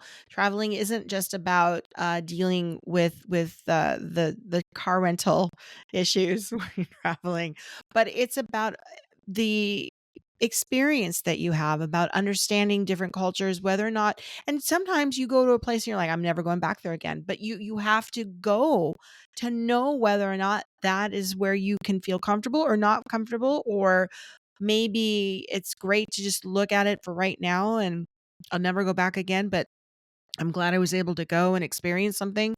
And I think that's where I I feel bad for people that say I never want to travel and I never want to go anywhere because their world is so small in my Es- mind. Specifically when they talk about places like the Middle East and Africa, Northern Africa, those areas, normally a lot of people either are fascinated by it or they want to go nowhere near. So Well, I people think, talk about that, Lauren, about Guatemala. yeah, well, I was gonna Yeah. say also, yes and no. I mean, there's a lot of tourism that is just blowing up in Guatemala lately too. Yeah, But but some people still, I mean, maybe more so when I grew up I though. think There yeah, were people that just wouldn't go because they saw they it the wouldn't go same way. there, but they go to Costa Rica, and I'm like, I know. it's like that Come that on. video that came out from the Guatemalan actor that's famous in the U.S. He was the actor that was on Broad City. I forgot Oh yeah, his no, name. I'm gonna look it up because he's also Um, Mr. Corman. yeah, and he was like, "Oh, you want to go see like monkeys and Arturo waterfall?" Castro. That's it. Arturo Arturo. Castro. Yep. Yeah. So you want to see monkeys? And oh, we have that here. Yeah, like fuck Costa Rica. Come to Guatemala. Like Yeah. Guatemala has all Yeah, that. it's Like what hilarious. the hell? We Like have come coffee. here. Yeah, we have the best coffee. We have lakes. We have waterfalls. Fuck Yeah, Costa Rica. Come here. I And know. I mean, yeah, it's interesting. Costa Rica gets all of that rep, but lately too, El Salvador is getting pretty popular with tourism now too. And I'm happy about that because Me too. people need to understand that at least in the US, you have this understanding of, oh, the Central America, that's where all the immigrants are coming from. They're crossing the border from Yeah. Honduras and El Salvador and Guatemala. Um, and like that's all they hear about Central America. But you know what, Lauren?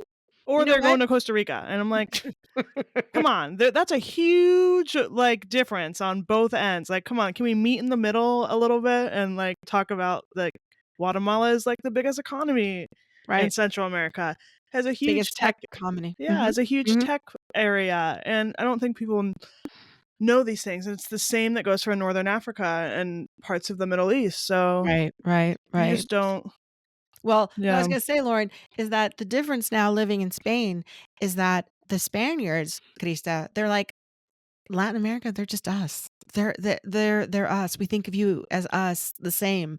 They don't think they don't see Latinos as being anything other than an extension of themselves in Spain.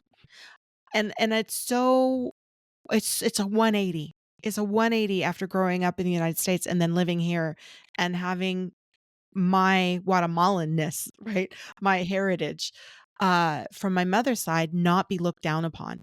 And I think it's great. So I know we've talked about this before, but writing also, getting back to the writing, I am also a person that loves to write and I think it's incredibly therapeutic. And you could have just written for your therapy and you could have just been like, "Oh, okay, this is good. I'm done now. I'm going to put this away.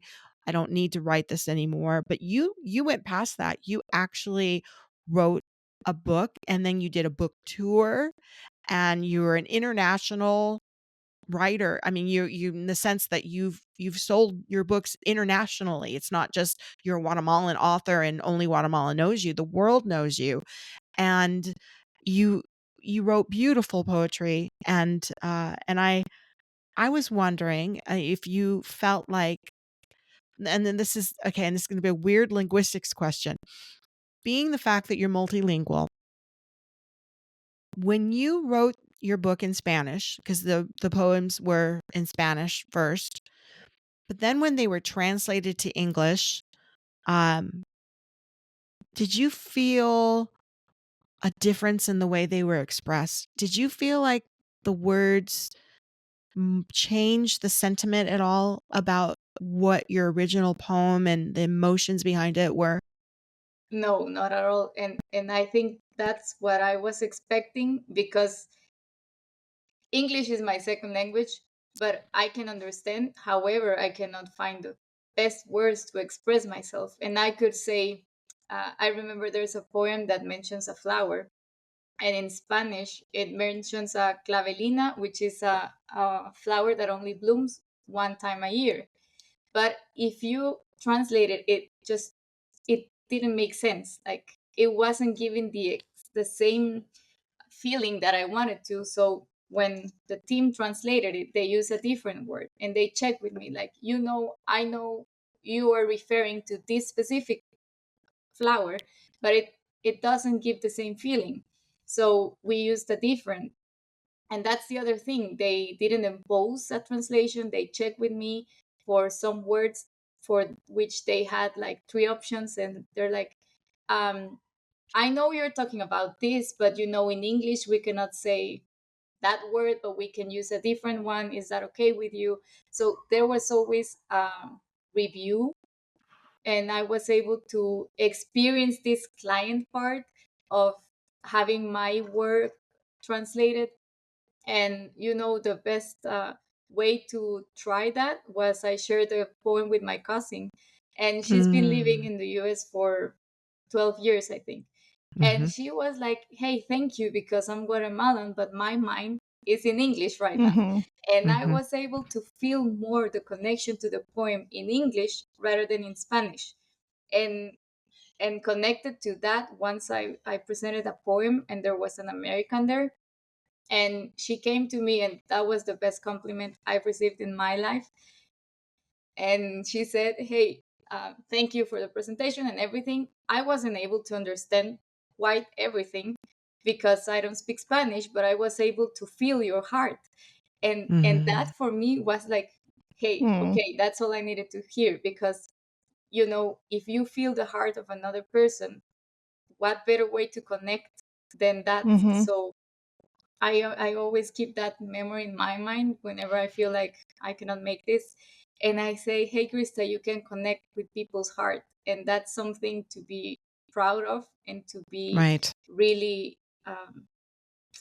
extra proud. I don't know other words to say, Yeah. but I'm, Yeah, I'm I mean I really think to be very to be proud of something like that, but also to be very self-admiring in that moment. I mean, I think it's okay, and that's one of the things too that you learn, that it's okay to admire yourself. It's okay to like yourself, to be proud of yourself. And the thing, especially, when you're again coming out of abusive relationships where those things are taken away from you.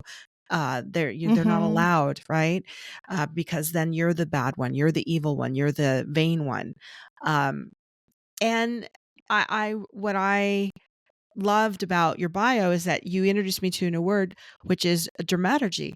So it's like narration with drama Mm-hmm. to be able to do this, and you had to do that on your book tour. What and Yeah, you were I have like, to say something yeah, yeah. about this too.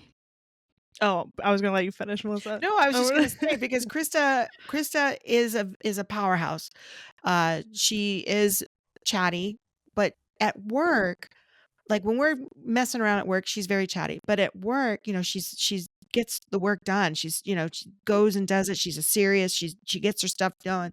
And I I mean, I feel like it's like, okay, that's the work Krista, and then, like, the other poet Krista comes out, and then there's this other person that she's up there, under the spotlight with this drama going, reading her poetry, and I love it. I mean, it's really cool that you can have that other side of yourself to express that creativity within you, and that I mean, you're drawn as a creative person anyway. Obviously, you're a designer first, so that means you're creative in that, and you're a linguist, so you're creative, and just all of it. Yeah. It's really cool. I Anyway, wanna I wanna paint this picture a little bit too, because Krista is someone that when she is reading her own poetry, her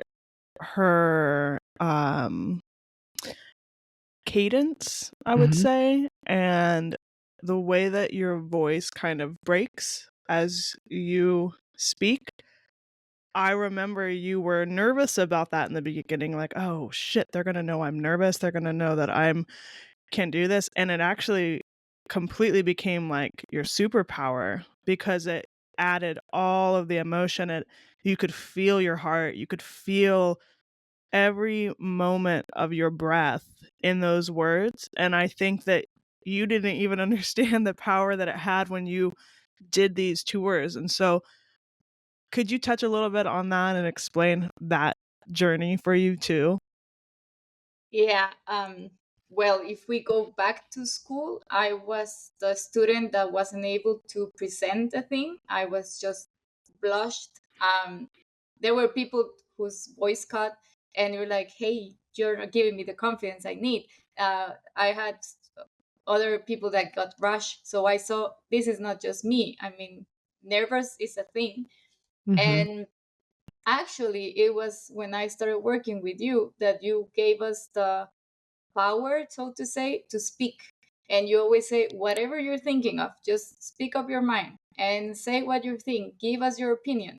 Because at class, I was always like, oh, there she goes again, or there he goes again. They're going to say something. And it was something that I didn't like. Like, it felt like they were showing up, but actually, Mm. they were just standing up for their opinion. And so working here and you giving us the opportunity to say, hey, whatever you're thinking of, just say it. It's not wrong, it's not right. We can explore different things. And Hmm. I think you can remember how I went from not saying a thing in a Mhm. meeting to like, hey, Krista, just cut it off.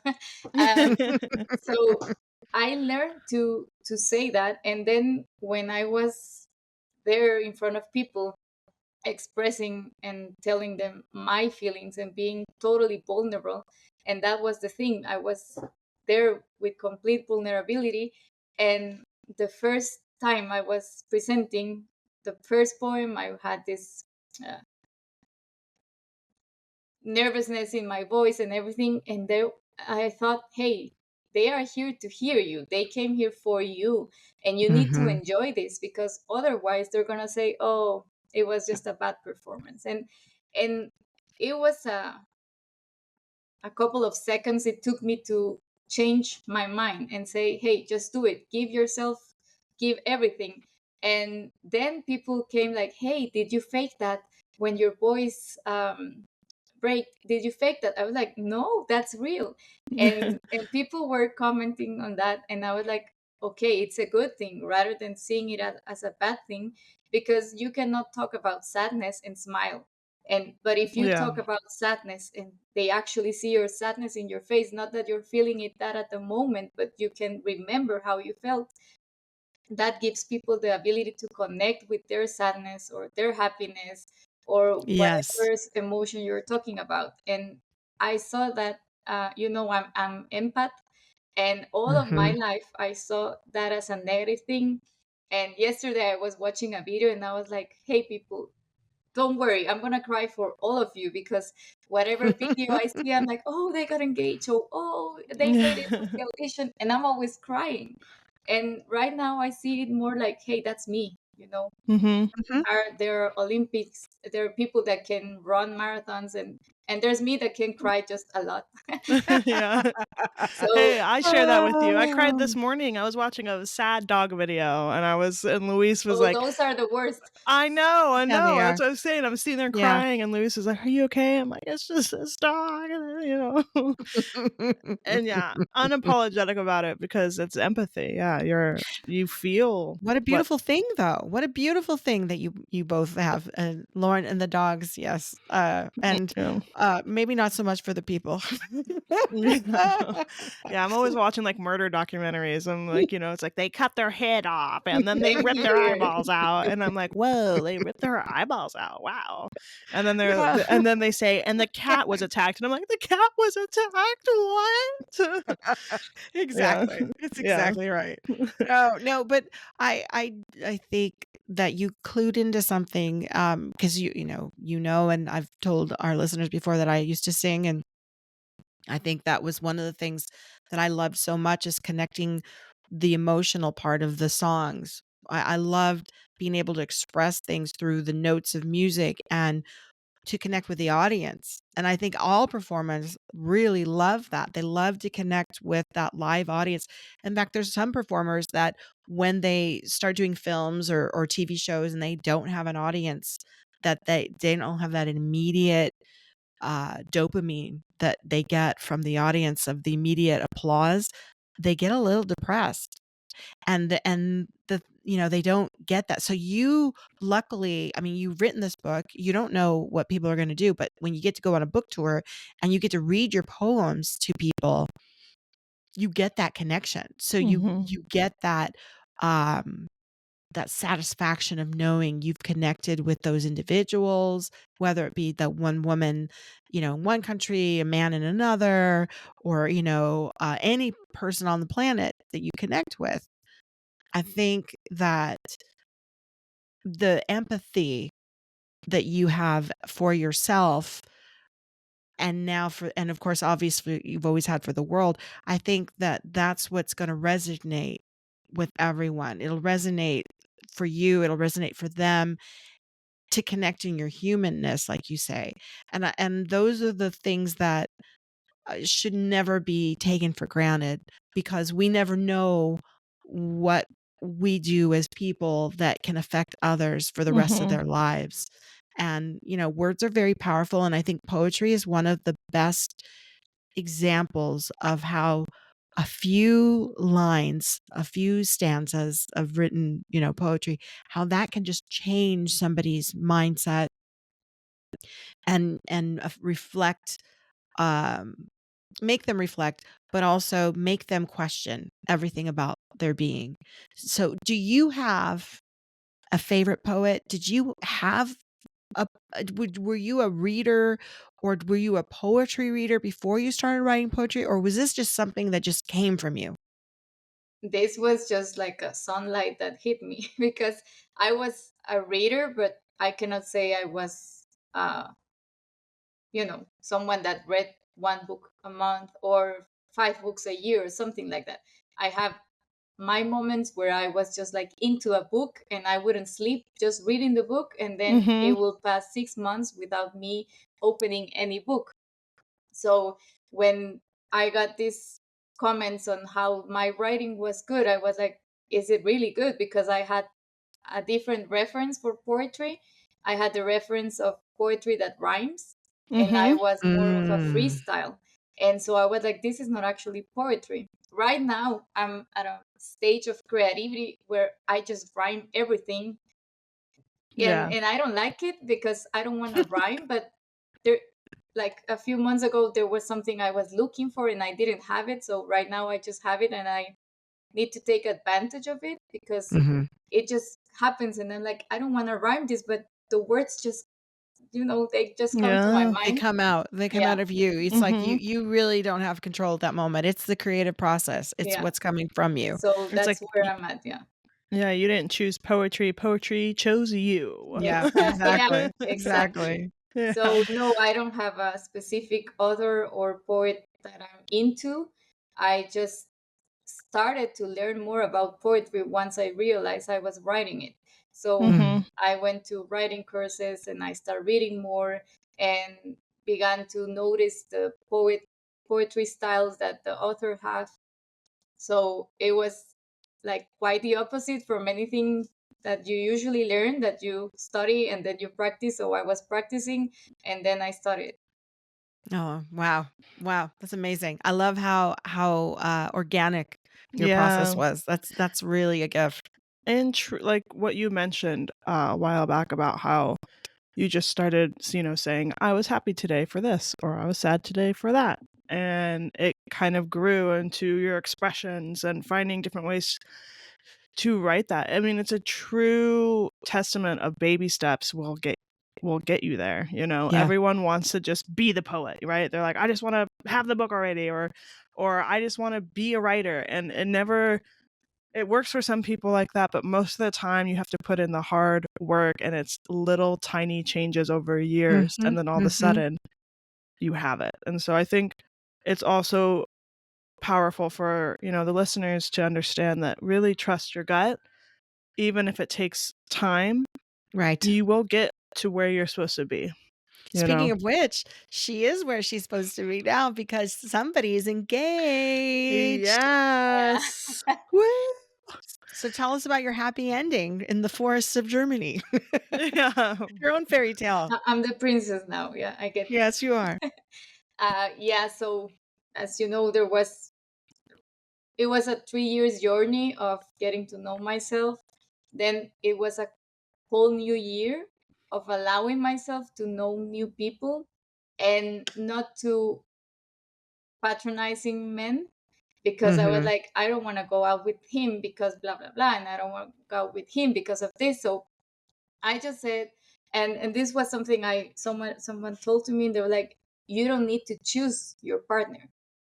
No, sorry, your partner doesn't need to choose you. You need to choose your partner, because I was all Mhm. being the one pick, like, oh, he likes me, so I'm gonna go out with him.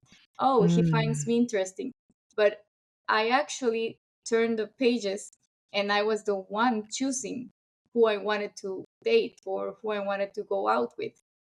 And I started to make a mental list of what I Mhm. didn't like and what I liked, because I used to go just with the flow. Okay, he's asking me out, I'm gonna go out, and then okay, that's fine, let's get together. And so, Mhm. and it took me, yeah, a couple of dates to realize, hey, he's into me, but he's just talking to me. We're not actually dating. Or he's into me, but he has kids, and I don't want someone with kids, because that Mhm. implies, dealing with the ex partner. So I had clarity on what I didn't want. And that led me to my current boyfriend and future husband. And I mean, he's all I wanted, because I wrote a letter with things I wanted and how I wanted him to look and things. And of course, you can just go crazy, and there are things that don't match, because Mhm. it was too much creativity. But the the basic stuff, it matches. I read the letter a few weeks ago, and I was surprised by how much he's similar to what I wanted. Because sometimes you think you want something, and when you have it, we realize that's not. I mean, you want someone sometimes with the looks and popularity and everything, but when you have that, you realize that's not actually who you need and who you want. Mhm. Oh So yeah. he's like everything I want and I need, and he supports me. He's very supportive with my writing, my stuff, with my work, and with who I am. Like, he accepted me with my past, and we are now in the present, creating a future. But it was nice not to be judged. He never judged me. He just wanted to understand where I came from, and I think that's the beautiful thing you can do for someone. Understand where they come Yes. from, and then just Yes. walk together. Mhm. And and it's funny because you're going to discover these things as you continue to be partners. Mhm. Michael and I found out when we were dating. Well, I found out from him that when he was in sixth grade, he did a book report, or he had to do a country report, because in sixth grade in California and where he was at, you had to do a country report. And all the good countries were gone. And he's like, oh man, what did I get? He said, I got Guatemala. And so we were laughing about that. He said, but then he got really into it and learned about Guatemala in the sixth grade. He even got one of the centavos, the little pennies, 1 cent coin from Guatemala, and I think his mom helped him go to the bank and find it, or he found it somewhere, and so because he still had it when I met him, so it was so funny. And anyway, long story short, it was like he married a girl with a mom that's from Guatemala. So we talk about those things where the things that you dream of in your heart, the Mhm. things that you want, and when you finally let yourself really say, like you said, Krista, when you decide what it is that you really want and not what society wants for you, or the pressure what your family wants for you, and Oh yeah. that's a big game changer. I think, I mean, I know, Lauren, obviously you have perspective on this because also of your changes, but I don't think Dad and I ever told you you needed to be with a certain type of person. I don't think we ever did that to you and Keegan. I had that put upon me, but I think we just wanted you to be with somebody that respected and loved you. But we didn't say they had to be Yeah. a particular nationality or a race No. or anything like that. And but I know that there's a lot of families that they do, and they tell you these things, and then you feel the pressure from your friends. I think if anything, you and your brother felt more pressure from your friends of who you should be with. I think I never felt pressure from that perspective. I think once you get divorced, all eyes are on you for who your next pick is, That's true. and people judge heavily afterwards. I got the most judgment from after my divorce, because they're like, Mhm. even close friends that I used to have didn't like my choice, because they were like, you just got out of a divorce, what are you doing? I didn't plan on getting in a relationship, 6 months after I got divorced. That wasn't my plan. It was the opposite of my plan, um, but yeah, once I did, it wasn't what they thought was best for me. Even some of my family members didn't understand why I chose this person. Um, and they thought I could do better, or they thought that this is my, midlife crisis because, like, obviously she's hurt, and so she's not thinking clearly. Um, Well, and that in all full of that disclosure, Lauren, all of full that judgment. disclosure, that I was gonna say, to add to that, we talk about the book Eat, Eat, Pray, Pray, Love. Love. Eat, Pray, Love. And I told Lauren that Luis was supposed to be her second. He was Yeah. supposed to be her James James Franco, Franco. the Yeah. James Franco character, the one that comes right after the first divorce, and then she goes Mhm. on to meet her partner. I said, Right. he's supposed to be the James Franco. What are you doing? Yeah. So I mean, yeah, even I wasn't as supportive at the beginning of it because I was like, this isn't gonna I last. really Because don't think anyone was that supportive of No. of him except his family, but his family didn't know I was his boss for a long time. Oh wow. So they I don't didn't think I knew that. they didn't well, he didn't wanna tell them because they would have been like, "What the fuck are you doing? Like, you gonna fuck your life up, boy? Okay." Like, um, so yeah, it was more of that, at least for me, but what you said resonated with me, Krista, because yeah, Luis isn't the type that I would normally go for at all. Um, his alternative vibe, yes, but like what he does in his free time, absolutely not. Like that's like I'm an outdoors person. I like to go camping and in the river, and he like will touch his toe in the water and be like, "No, I think I'm gonna go over here and play a game of Magic the Gathering or something. Like you can go play with your fish in the pond or something." So it was like the absolute opposite. But I've always wanted certain characteristics. I wanted someone that treated me kind every day. I wanted someone that supported what I loved. I wanted someone to be curious about the things that I liked, that didn't judge me for having impulsive decisions, that all the different things that I didn't have previously, it makes you realize what you want the next time. Right. And I didn't care if no one understood or saw that. I think that more than anything, because this was my choice finally. It wasn't about anything else, about anyone else. I mean, I feel like I've lost some friendships over how I handled my divorce. And That's a true statement. and you know, I don't have control over that. It wasn't Right. like it was something that, Krista, I'm sure that you didn't say, "You know what? I'm definitely going to, end these relationships because I just feel like it." Of course not, These are just things that we go through, but when you have someone that supports you, there's really nothing you wouldn't do, Right. you Well, look, know? and fast forward to that, I got you both beat. Well, Because I yeah, love Melissa, why don't you share your story? Because I think that if anyone would say, "What the fuck are you doing?" Actually, I know your closest friend did say that. So, yes, she did. You just spoke to her the other day. yeah. So I got married to a guy that is the father, and I used to call him the sperm donor of my first child, Lauren's brother. And I was with him. I He was a rebound relationship. Like I met him like 3 nights after I broke up with that I was with dating and living with a guy for a year and a half. And then I was in this just whirlwind relationship with this guy for 6 weeks and he just came in and did everything to win my heart, and I was engaged like 5 weeks later to him, um, after getting out of this relationship, and it wasn't that I picked it. It was like what Krista said, he picked me, and I was like, "Well, he obviously sees something, well, maybe this will be good for me," and then my heart kept telling me, "No, no, no, no, no," and I broke up with him, and I destroyed him because he was really just head over heels. Then 3 months go by, and I do the crazy divorce dating, and I'm, just out there. I'm like, "Yeah, we just do whatever," and, the drunken nights and all of the things that follow, and we all know, we've all been there. And then I'm like, but I haven't really met anybody that really, really cared about me the way that guy did, and we started talking again. And so it came from a selfishness. It wasn't that I wanted to pick him. It was he gave me something that I was still feeling that I was missing from my first relationship, which is why I broke up in the begin with. I felt lonely in the relationship.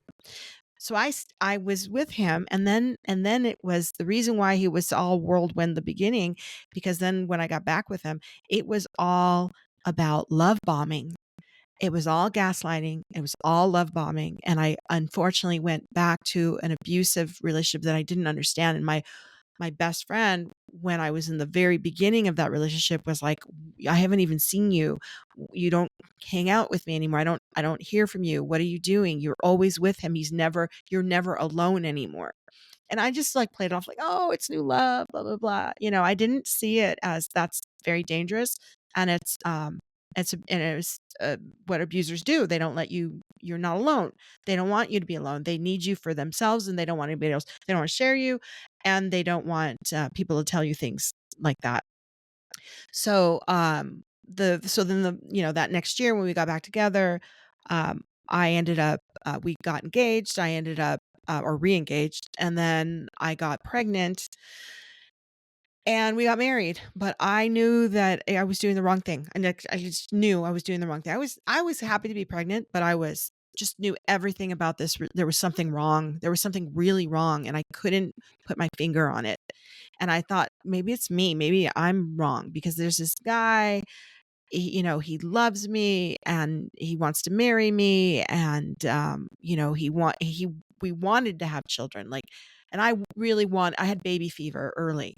So he was like, yeah, we're going to make a baby. So again, just control. The baby was control, because if I got pregnant, that means that he had me. Um, and I never saw it that way, right? So my best friend's begging me on my wedding day. She's like, I'll go out there and tell everybody it's okay that and you don't have to do this, and we're just going to get in the car and we're going to take off and we're going to raise the kid together, and we'll go, and like, you won't have to worry about a thing. I'll handle all of it. And me being the people pleaser that I was like, well, I can't do this to my family. I'm going to go through the, I'm going to try. I'm going to try, right? But she knew I was miserable. And the thing of it is, we were always fighting. I was always fighting with my ex, always. And to the point where my other really close friend, he and my best friend, they would just start singing Copacabana by Barry Manilow every time we were singing, just to drown us out. And it was not great. So you don't realize these things. And then the alcoholism really reared its head. So that was one of the things that was being hidden from me, was his alcoholism. And once that was no longer hidden, then the physical issues, started to happen. So I was 4 months pregnant and decided that's that. And I made him leave. And luckily I was living with our parents because he had lost his job again.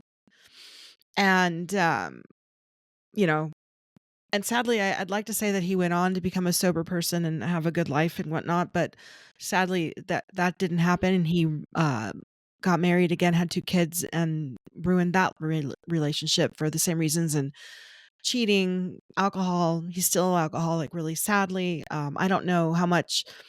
I can tell you this. I don't know what happened in the relationship with his second wife, but what I can tell you is that she transformed after she got divorced from him too. And I see her as a very happy person now. And um, it's hard. It's challenging. His kids they don't speak to him really. My son doesn't, and they've tried, but he's just that person. So I kick him out at 4 months. I give birth to my son in the spring. Um, I had a very, very wonderful set of friends, one in particular that just held my hand through my whole entire pregnancy while I was getting divorced, everything. So that was great. I was lucky enough to be at home with my parents. Um, and then 3 months, 2.5 months after my son was born, I loved to dance. And I would go out dancing all the time when I was young. Like, I'd go like 4 times a week, I'd go dancing. I loved it. So I'm like, I'm going to go dancing. So I go back to the club. I'm dancing, and I meet Lauren's dad 2.5 months after my son was born. Um, 8 weeks later, we were engaged. 8 months after that, we were married. And 2 months after we were married, I was pregnant with Lauren. But the happy ending is this was like for the right reasons. This isn't like, oh, she's doing it again, because all my friends were like, oh my freaking God, she's doing it again. It's happening. Oh no, it's going to be a disaster. At one point, my mom thought I was just going to have kids by a whole bunch of different men, because she's like, that's what's going to happen to Melissa. And I'm like, what? Why would you even say this? She goes, I don't know, because look what happened the first time, and now this is happening. And so it was a lot of crazy. I scared a You lot of got people. you got judged way more after your divorce, though, for who you picked. Yes, yes, I Then, did, because yeah, I that's also picked somebody that was 3 years younger than me, who at the time was delivering pizza for a living and going to junior college, community college. We used to call it junior college, but it's community college. And what I didn't know is that when he was 18, he had been the purchasing manager of a private Japanese hotel, a prominent one in California, and ran the whole department by himself. And he had been working professional jobs and was a very self-made person. And he just decided, okay, I'm going to go back to school now and finish my degree. And we ended up doing that together when we got married, because I was in the same boat. I just never finished our degrees straightforward as a typical student. And yeah, I mean, we've been married now going on 33 years. And the thing of it is that when it's the right person, it's the right person. And, we've gone on, we got our bachelor's degree, we got our master's degree, we run the company together, we worked separately of each other, we work together. Um, it's a huge difference. And so I don't think anybody really can judge someone when they pick somebody afterwards, as long as the patterns that they follow and the people that they pick it's on your terms, like you said, Krista, very, very profoundly. I think that's something that's different. And I picked him. I literally picked him because I literally walked up to him and talked to him first. And it was like, I got to know who this guy is. And I was the one that said, yeah, him, not the other way around. And I think about it, you just, it's you don't think about these things, but I think about it. Every other boyfriend that I had, it was they picked me. And of course I was like happy they picked me, but they picked me. And there's a show right now on Apple TV called Palm Royale with Kristen Wiig. If you guys haven't seen it, I know she's in a new show. So, it's amazing. It's amazing. And she is a pageant queen, and that's living in the 1960s in Palm Royale, and she just wants to be part of the country club, and she wants the socialite life, and that's all she wants. And then there's this other group with Laura Dern that there are these feminists, and she's like, no, but it's just so great that at the end of the day that I know that he picked me, and I'm here just for him, and I can live and I can do all these things, just for him. And, of course, later in the show, and sorry, spoiler alert, people, the guy ends up cheating on her.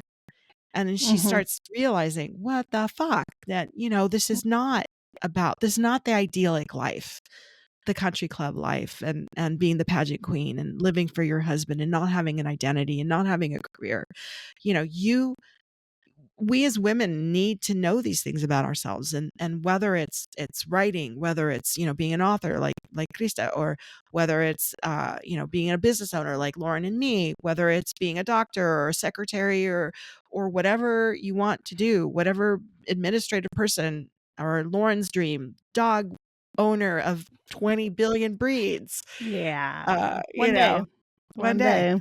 But we have to have, and I would say this transcends gender, because trans community, and any non-binary people that are in relationships as well. I'm going to speak out because June 1st, we're recording this, by the way, at the end of May in 2024, and June 1st is Pride Month, so I'm going to give a shout out before Pride Month starts here.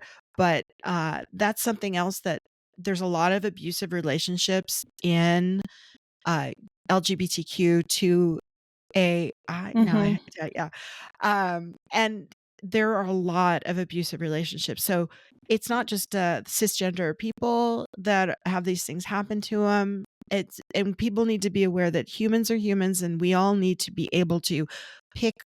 I'm gonna end it with that. We need to be able to pick who we want, like Krista says. We need to figure out that who that is, if it's writing it down, speaking it out loud, you know, making notes in your phone, whatever. But figure it out, because you will be happy when you pick the person and not the other way. Because Lauren, you definitely picked Luis.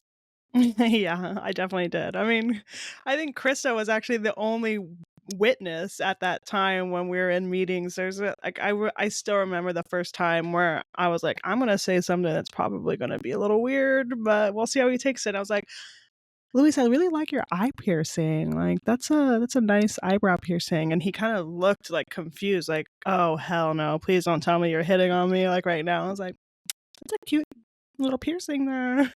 And then after that, it was just like he like knew that I was interested. But yeah, no. I think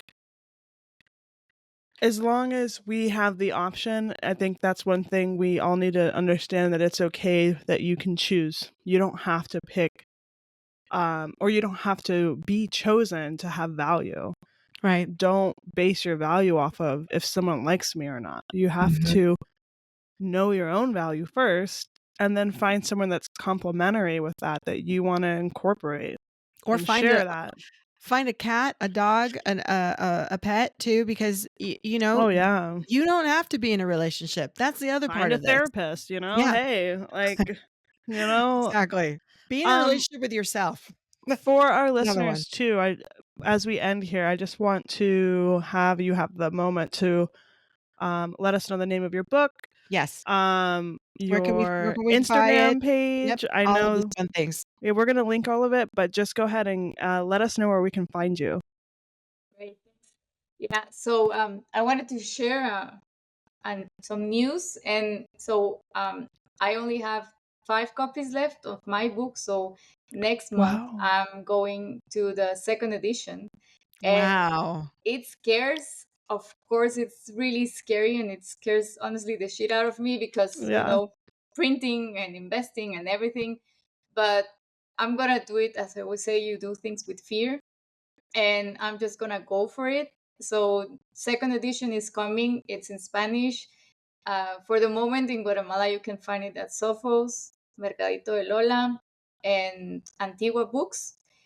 And I'm aiming to have it in soon in Amazon, but a lot of paperwork. And I also, when you mention international, I want to go to Mexico and just have my book there for starters, and also to go to El Salvador, which are both the neighbor countries. So I don't want to be a bestseller, honestly. I don't want to be a bestseller and sell millions of copies. If that happens, I'm happy, of course. But Yeah. that's not what I'm aiming for, because I've seen that, I have had the opportunity to connect with people personally or through Instagram. My account is La Chica de las Estaciones on Instagram, TikTok, and Facebook, but honestly, I just focus on Instagram. And I worship that most, rather than selling billions of copies. I Mhm. find it more interesting to hear how my poetry help people connect and hear their stories. So I'm just aiming for more emotional connections. If that means 100 books, great. If that means 5 books, even better. And so I'm not aiming for volume, but I'm aiming for connections. A real poet. Look at Oh. that, the heart of a poet. I love it. I love it. Well, we're gonna stop there. And again, like Lauren said, that all of this is going to be linked in our podcast info. But this has just been an absolute pleasure, Krista.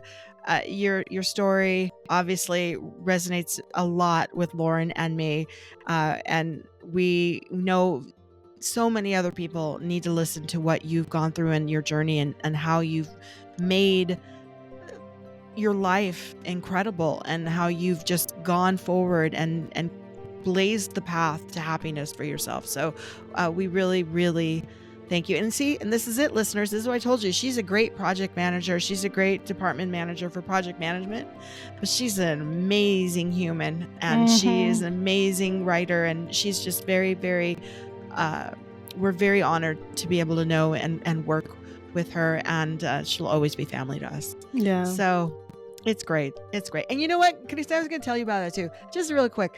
You know, we didn't know we were related like before we met anyway, because I had never met you before. So I only knew you from work. So, you know, I'm like, that's why in my head, I'm like, well, it doesn't matter. You're still my cousin. All right. Well, Lauren, you want to end this one for us? Yes, this has been another amazing episode of Translate This. And we will be seeing you next time. Thank you so much, Krista. And we will be linking everything. So go buy her book. Get that second edition, because you're not getting the first, because there's only 5 left. So maybe, but most likely the second. And have a good day, everyone. Thank you.